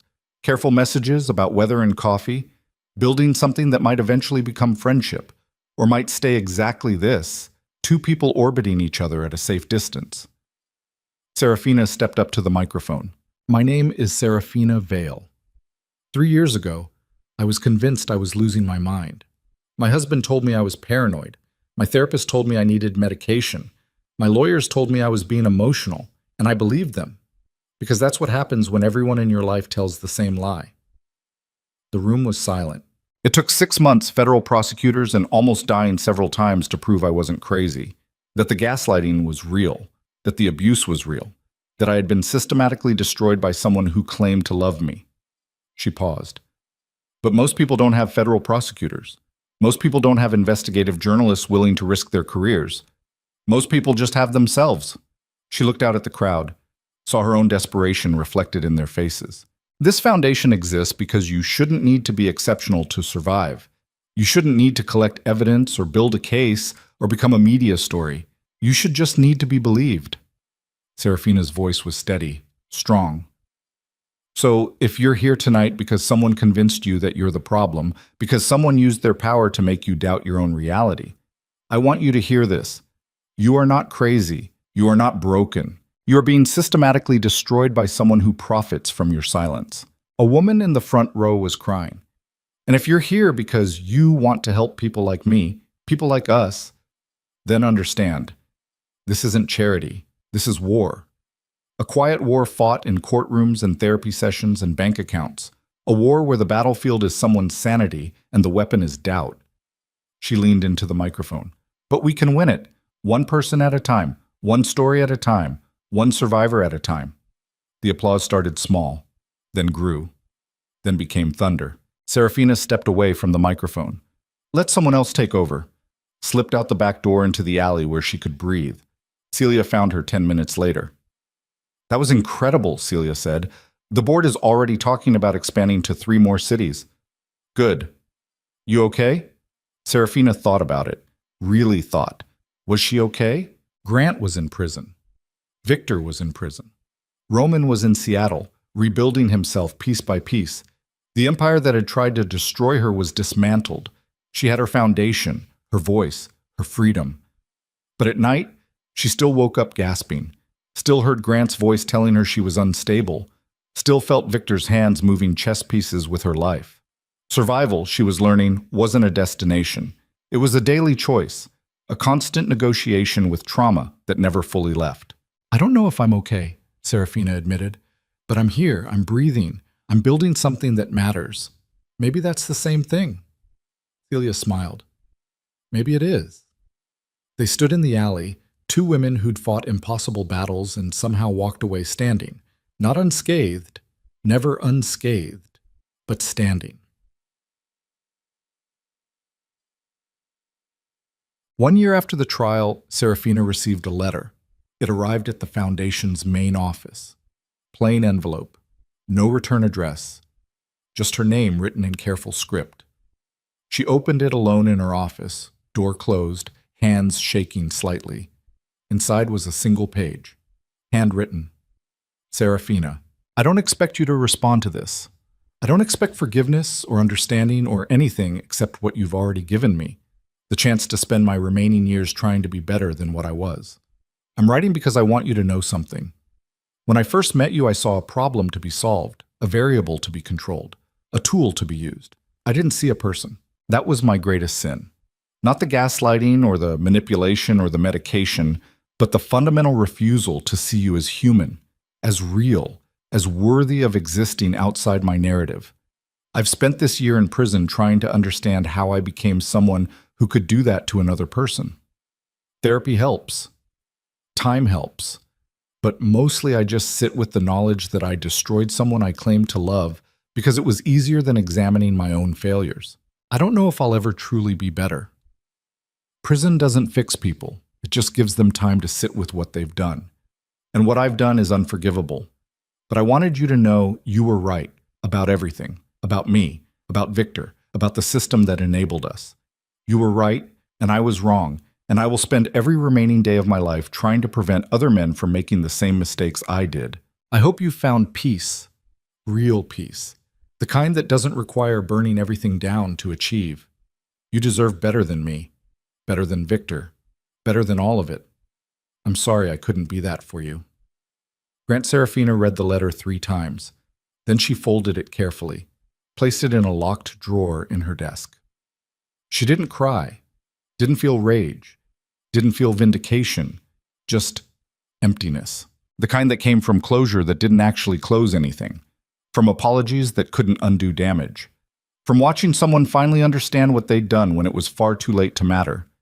She sat in her office for a long time after that, staring out the window at Blackthorn City, the place she'd almost died, the place she'd been reborn. Her phone buzzed. Roman, coffee tomorrow? I'm in town for work. No pressure. Serafina stared in the message. Thought about saying no. Thought about saying yes. Thought about all the complicated space between those two options. Finally, she typed, "Sure, noon, the place by the waterfront."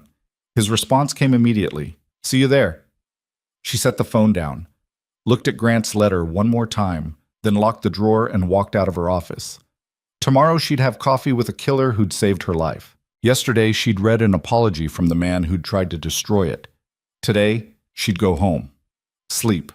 Wake up. Keep building, because that's what survival meant.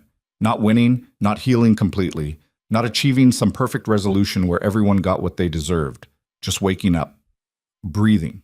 Choosing to keep going even when every cell in your body screamed to give up. That was the real victory. Not the trial. Not the headlines. Not the foundation or the speeches or the public vindication. The victory was in the small daily choice to exist, to refuse to be buried, to refuse to disappear, to refuse to let them win by destroying yourself after they'd already tried. Serafina locked the foundation office and walked out into the Blackthorn evening. The city sparkled around her, dangerous and beautiful and indifferent to her pain, but she was still here, still standing, still fighting, and that, finally, was enough. Epilogue. 2 years after the trial, Serafina sat on the same terrace where Roman had found her. Morning coffee. Ocean crashing below. The ritual she'd built to remind herself she was alive. The foundation had expanded to 12 cities. They'd helped 300 people escape abusive situations. trained 2,000 lawyers in financial abuse tactics, changed legislation in 4 states. Grant was still in prison, up for parole in 8 years. She didn't think about him often anymore.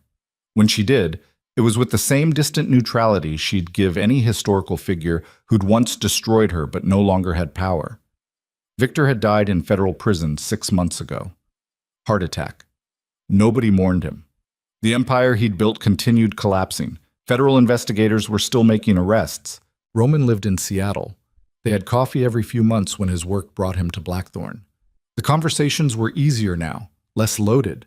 They talked about books and weather and the mundane details of trying to build normal lives from the ashes of extraordinary trauma. She didn't love him, probably never would. Too much history, too many lies, too much blood. But she didn't hate him either. He existed in that complicated space between enemy and friend, between the person who'd saved her and the person who'd used her, between redemption and damnation. And that was okay. Because life, Serafina had learned, wasn't about neat categories. It was about surviving in the gray spaces, about building meaning from chaos, about refusing to be defined by the worst thing that ever happened to you. She set down her coffee, walked to the edge of the terrace, stared out at the endless ocean. Somewhere in Blackthorn City, people were waking up to abusive partners, to gaslighting, to systematic destruction of their sanity. The work wasn't over, would never be over. But today, 300 people were breathing free because of what she'd built from her own destruction. And that, finally, meant something. Serafina Vale smiled. Not because she was happy, not because she'd won, not because the story had a neat ending, but because she'd survived. And survival, beautiful, brutal, imperfect survival, was the greatest revenge of all.